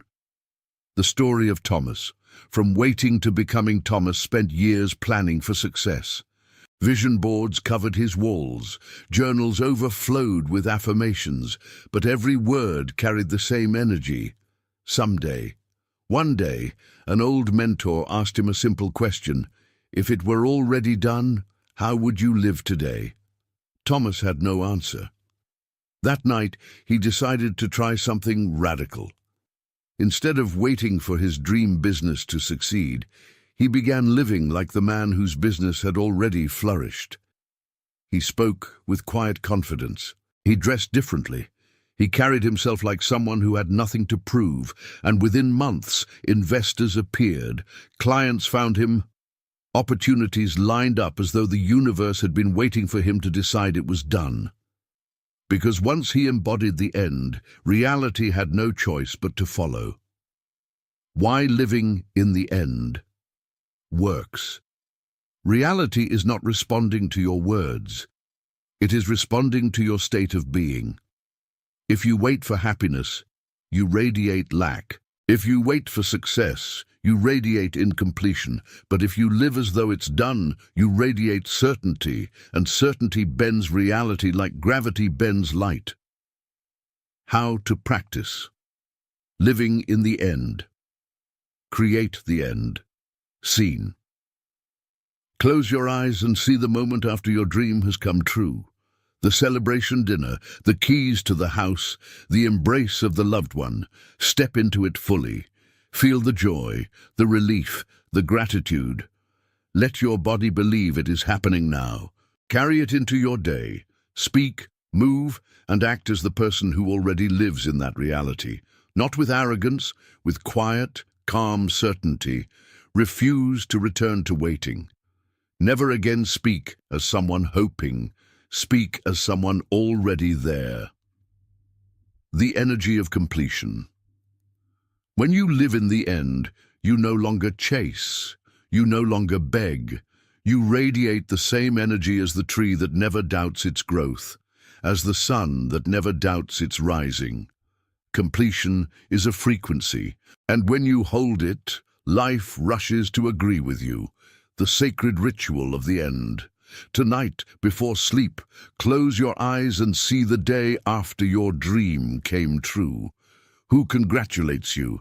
How does your life feel now that it is done? What gratitude floods your heart? Fall asleep in that feeling. Let your subconscious mind carry it through the night until it becomes your new home. The life of the already arrived from this moment forward. Stop waiting to be the person who has it all. Be them now, because the universe does not delay when you live in the end. It simply reflects what you have already become. Chapter 26. The final test. When reality shakes before it breaks, every seeker, at some point on their journey, reaches a moment that feels like the universe has turned against them. The dream seemed so close, signs appeared, synchronicities aligned, doors opened, and then everything falls apart. The job offer vanishes, the relationship ends, the money disappears, the opportunity slips away like sand through your fingers. It feels cruel, it feels unfair, it feels like betrayal. But it is none of these things. What you are facing is not failure, it is the final test. Why everything collapses before the breakthrough. The universe has a strange way of confirming your readiness. Before reality solidifies into the dream you desire, it often shakes the ground beneath you to see if your certainty can survive without evidence. Because the law of creation responds not to what you want, but to what you know. When circumstances collapse, most people abandon their vision. They declare, "It's not working," and return to their old lives. But the masters hold the line. The story of Leonard, holding the vision. Leonard had spent 2 years building his dream business. Investors were interested. Contracts were ready to sign. Success was finally within reach. And then, overnight, everything fell apart. Partners withdrew. Funding disappeared. Clients vanished. It felt like the universe was laughing in his face. Until one evening, sitting in a small cafe, an old man at the next table leaned over and said something Leonard would never forget. "Most people give up 1 second before the miracle." Those words hit Leonard like lightning. He realized this was not the end. It was the initiation, the test of whether he truly believed or whether his faith depended on things looking safe. That night, Leonard made a decision. He would not move. He would not doubt. He would not surrender his vision just because reality shook around him. Within weeks, new investors appeared. Stronger partners replaced the old ones. Opportunities bigger than before arrived effortlessly. The breakdown was the doorway. The collapse was the confirmation, the nature of the final test. The final test exists for one reason: to make sure you are no longer swayed by appearances. Because if your faith breaks at the first sign of trouble, you are still living as someone hoping, and the universe only bends for those who know. How to pass the test. Refuse to interpret circumstances as failure. When things fall apart, see it as proof that the old reality is dissolving. Hold the end state with fierce calm. Return to the feeling of completion, even when nothing around you matches it. Declare unshakable certainty. Speak out loud. This is not the end. This is the birth of the new. Do not chase. Do not panic. The masters remain still when the storm rages, because they know the sun is inevitable. The ritual of unshakable faith. When life shakes, light a single candle in a dark room. Sit quietly and imagine the outcome you desire is already done. Then whisper slowly, "I hold the vision. I will not move. It is already mine."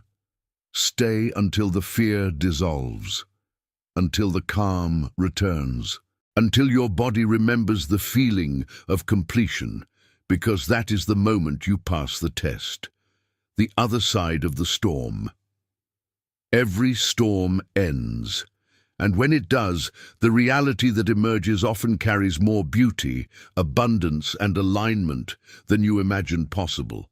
The final test was never about punishment. It was about proving to yourself that nothing can shake a heart that knows. Chapter 27. The New You. Becoming the version of yourself who already has it all there, comes a moment on the path of manifestation when the chasing stops. Not because you gave up, but because you woke up. For so long, you believed you had to attract the life you wanted. You practiced visualizations, you repeated affirmations, you searched for signs. But the secret you are about to learn ends the search forever. You do not attract what you want. You become what you want. When the old self falls away, imagine a snake shedding its skin.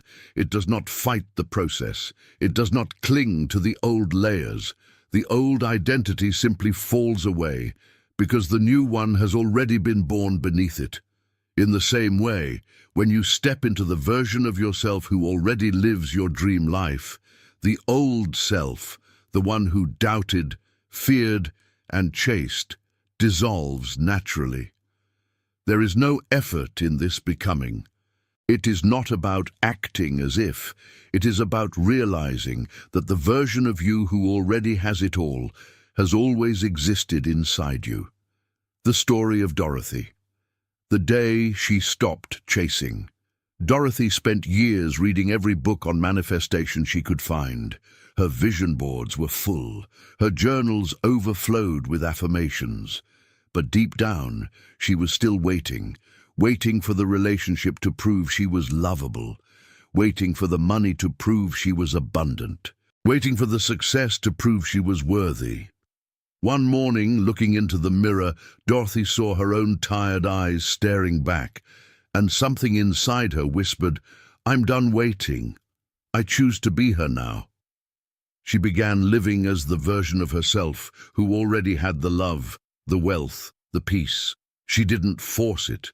She didn't pretend. She simply walked through life with the calm confidence of someone who knew, and reality had no choice but to follow. The power of identity. When you become the person who already has what you desire, reality rearranges itself around you. A person who is wealthy does not wonder if money will come. A person who is loved does not question if they are worthy. A person who is successful does not chase opportunities. Opportunities chase them. Identity is the root. Circumstances are the branches. Change the root, and the entire tree transforms. How to step into the new you see her, or him. Clearly close your eyes. Imagine the version of you who has it all. How do they walk? How do they speak? How do they make decisions? Feel their energy. Don't just picture it. Feel the confidence, the peace, the certainty in your body. Live from it now, throughout your day. Ask yourself, what would my future self do in this moment? Then do exactly that. Refuse to return to the old identity when doubts rise. Remind yourself, that was the old me. I don't live there anymore. The ritual of becoming. Stand before a mirror tonight. Look into your own eyes and speak these words slowly.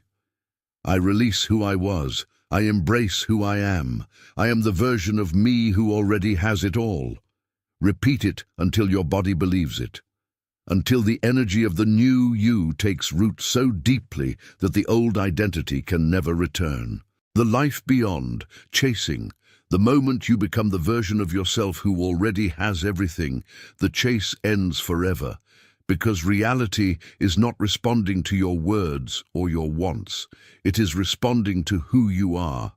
And when you are the version of you who already lives the dream must come. Chapter 28. Mastering the law of reverse effort. When wanting less brings you more. There is a hidden law in the universe that almost no one talks about.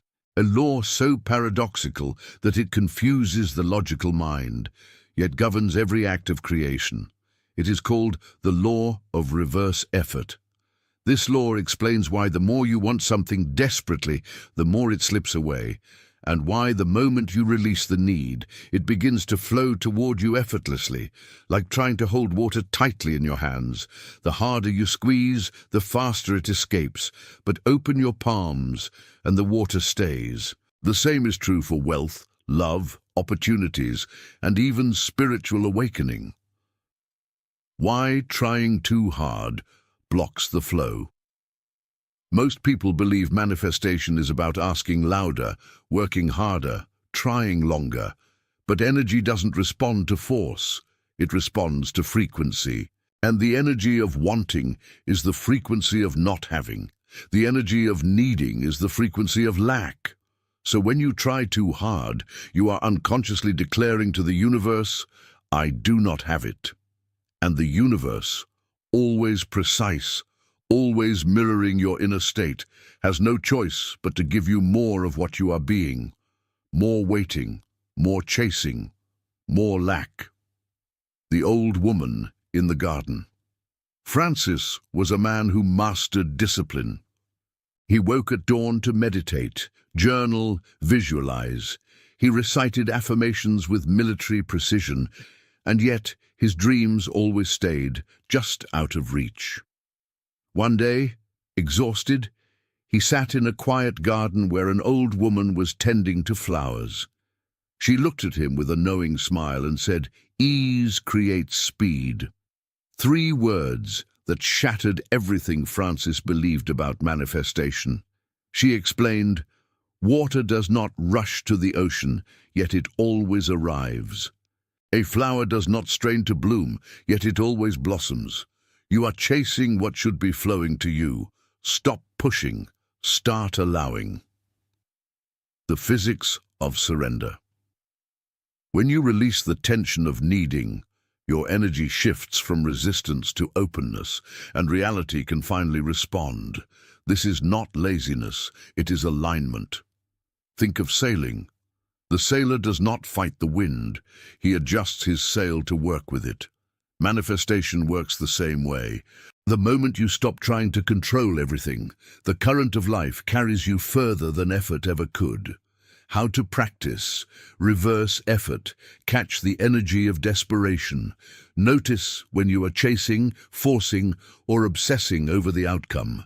Breathe, release, open. Say out loud, "I release the need, I allow the flow." Live as if it's done. Stop watching the clock. Stop checking if it's working. Walk through life as though the outcome is inevitable. Replace control with curiosity. Instead of demanding, "When will it come?" ask, "I wonder how beautifully this will unfold." The ritual of allowing. At night, sit in stillness. Visualize the thing you desire, but instead of reaching for it, imagine it floating toward you. See it carried by the current of life. No struggle, no chasing, no tension. Then whisper, "I release. I allow, I receive." Feel your entire body soften into trust. The power of wanting less. When you stop needing, you stop pushing it away, because wanting less does not mean settling for less. It means living in the energy of completion, where nothing is missing, and so everything flows. The universe responds to certainty, to calm, to fullness.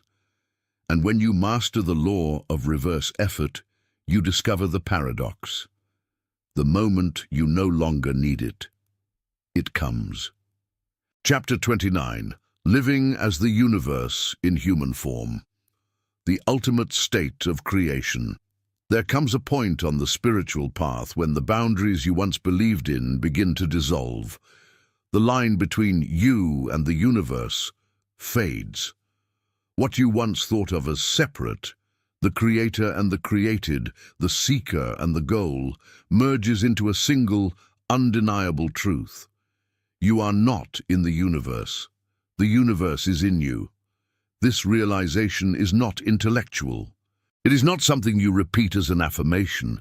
It is a knowing that rises from deep within, a shift so profound that it ends the illusion of separation forever. The awakening of Henry. Henry lived his life, feeling like a tiny fragment in a vast, indifferent cosmos. He prayed to a God above. He asked the universe for signs. He begged reality to finally listen. But one night, standing under a sky filled with stars, something broke open inside him. It wasn't a voice. It wasn't a vision. It was a wave of truth so absolute that it brought him to his knees. He was not a man looking up at the universe. He was the universe looking out through a man. Every breath of wind, every flicker of starlight, every beat of his own heart, all of it was the same intelligence, the same life force, the same eternal I am, expressing itself through infinite forms, dissolving the illusion of separation. The mind wants to label, here is me, there is life, over there is the universe, but when you look closely you realize the air you breathe was once the breath of ancient forests. The water in your veins flowed through clouds, rivers, oceans before it became you. The atoms in your body were born in the cores of dying stars. You are not a visitor here. You are not an outsider looking in. You are life itself, wearing the mask of a single identity for a brief, miraculous moment. The power of being the universe. When you stop seeing yourself as separate, manifestation transforms completely. You no longer beg reality for change. You no longer wait for signs or proof. You no longer feel like a servant to cosmic forces beyond your control. Instead, you realize the thoughts you think ripple through the entire field of existence. The emotions you feel carry frequencies that shape matter itself. The life you live is not happening to you. It is happening through you, the same way the sun does not try to shine. It simply is. Your desires do not need to be chased. They simply express through you as the natural outpouring of life itself. The practice of cosmic identity. Breathe as the universe. Close your eyes. With each inhale, feel the trees breathing with you. With each exhale, feel the oceans rising and falling with your chest. See yourself in all things, in the face of a stranger, in the flight of birds, in the movement of the stars. The same life animates it all. Speak as creation itself. When you declare a desire, do not speak as a beggar asking for favors. Speak as the universe commanding itself into new form, the end of struggle. When the wave remembers it is the ocean, it stops fearing the tide. When you remember you are the universe, you stop fearing life. You stop begging reality to change. Because you finally understand you are not separate from the power that shapes galaxies. You are that power in human form. The living prayer. Tonight, step outside under the night sky. Feel the wind on your skin. Hear the hum of the earth beneath your feet. And say softly, not as a plea but as a declaration, I am not in the universe is in me. I am the life force that moves all things. I am.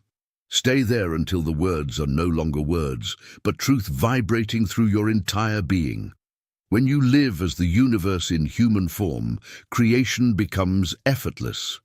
Because what could possibly resist you? When you realize you were never separate from the source of it all. Chapter 30, you will never be the same. The final transformation. There comes a moment when the journey ends, but not because you have reached the final goal. It ends because the you who began the journey no longer exists. This is the moment when everything changes. The illusions you carried fall away. The doubts, the fears, the desperate seeking, all dissolve like mist under the rising sun. You do not return to the person you were before. You cannot, because once you have seen the truth of who you are, once you have touched the power that breathes stars into being and discovered it within yourself, nothing will ever be the same again. The morning Eleanor stopped seeking. Eleanor had spent years searching for answers. Books, teachers, rituals, each promised the key to a better life, to manifestation, to awakening. But one morning, as the sun rose over her garden, she simply sat there, still. And for the first time, she did not ask for anything. She did not beg life to change. She did not pray for signs, because she realized there was nothing missing. The life she had been chasing had always been here. The love she wanted had always been inside her. The power she longed for had always been her own. It was not about getting anything. It was about remembering what had always been true. The point of no return. This is the point of no return. When you stop living as a seeker and begin living as a creator. When you stop asking for proof because you now walk as proof. When you stop fearing the unknown because you are the unknown, endlessly unfolding in human form. There is a silence here, a stillness, not the silence of emptiness, but the silence of infinite power. The sun does not need to shout to rise. The ocean does not need to explain its waves. And you, too, no longer need to convince reality of anything. You have become reality itself, life after awakening. People will ask what changed. They will wonder why you no longer react the way you used to, why you smile when things fall apart.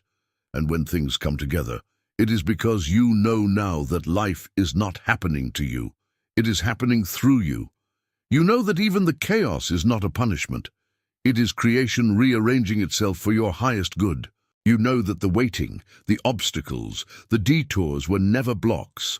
They were doorways to deeper alignment, preparing you for the life you were always meant to live. The sacred declaration. When you stand in this place, beyond seeking, beyond fear, beyond doubt, speak these words: I remember who I am.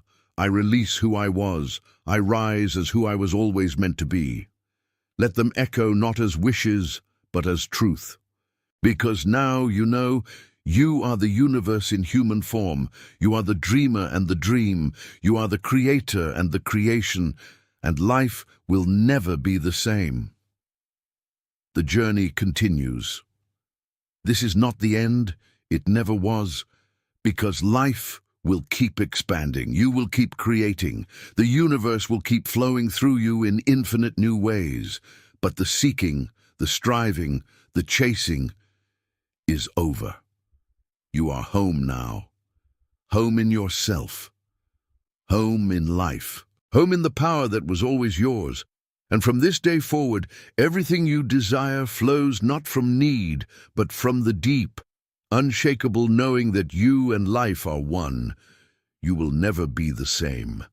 If this book spoke to your soul, the next one will take you even deeper. Tap now and continue the journey.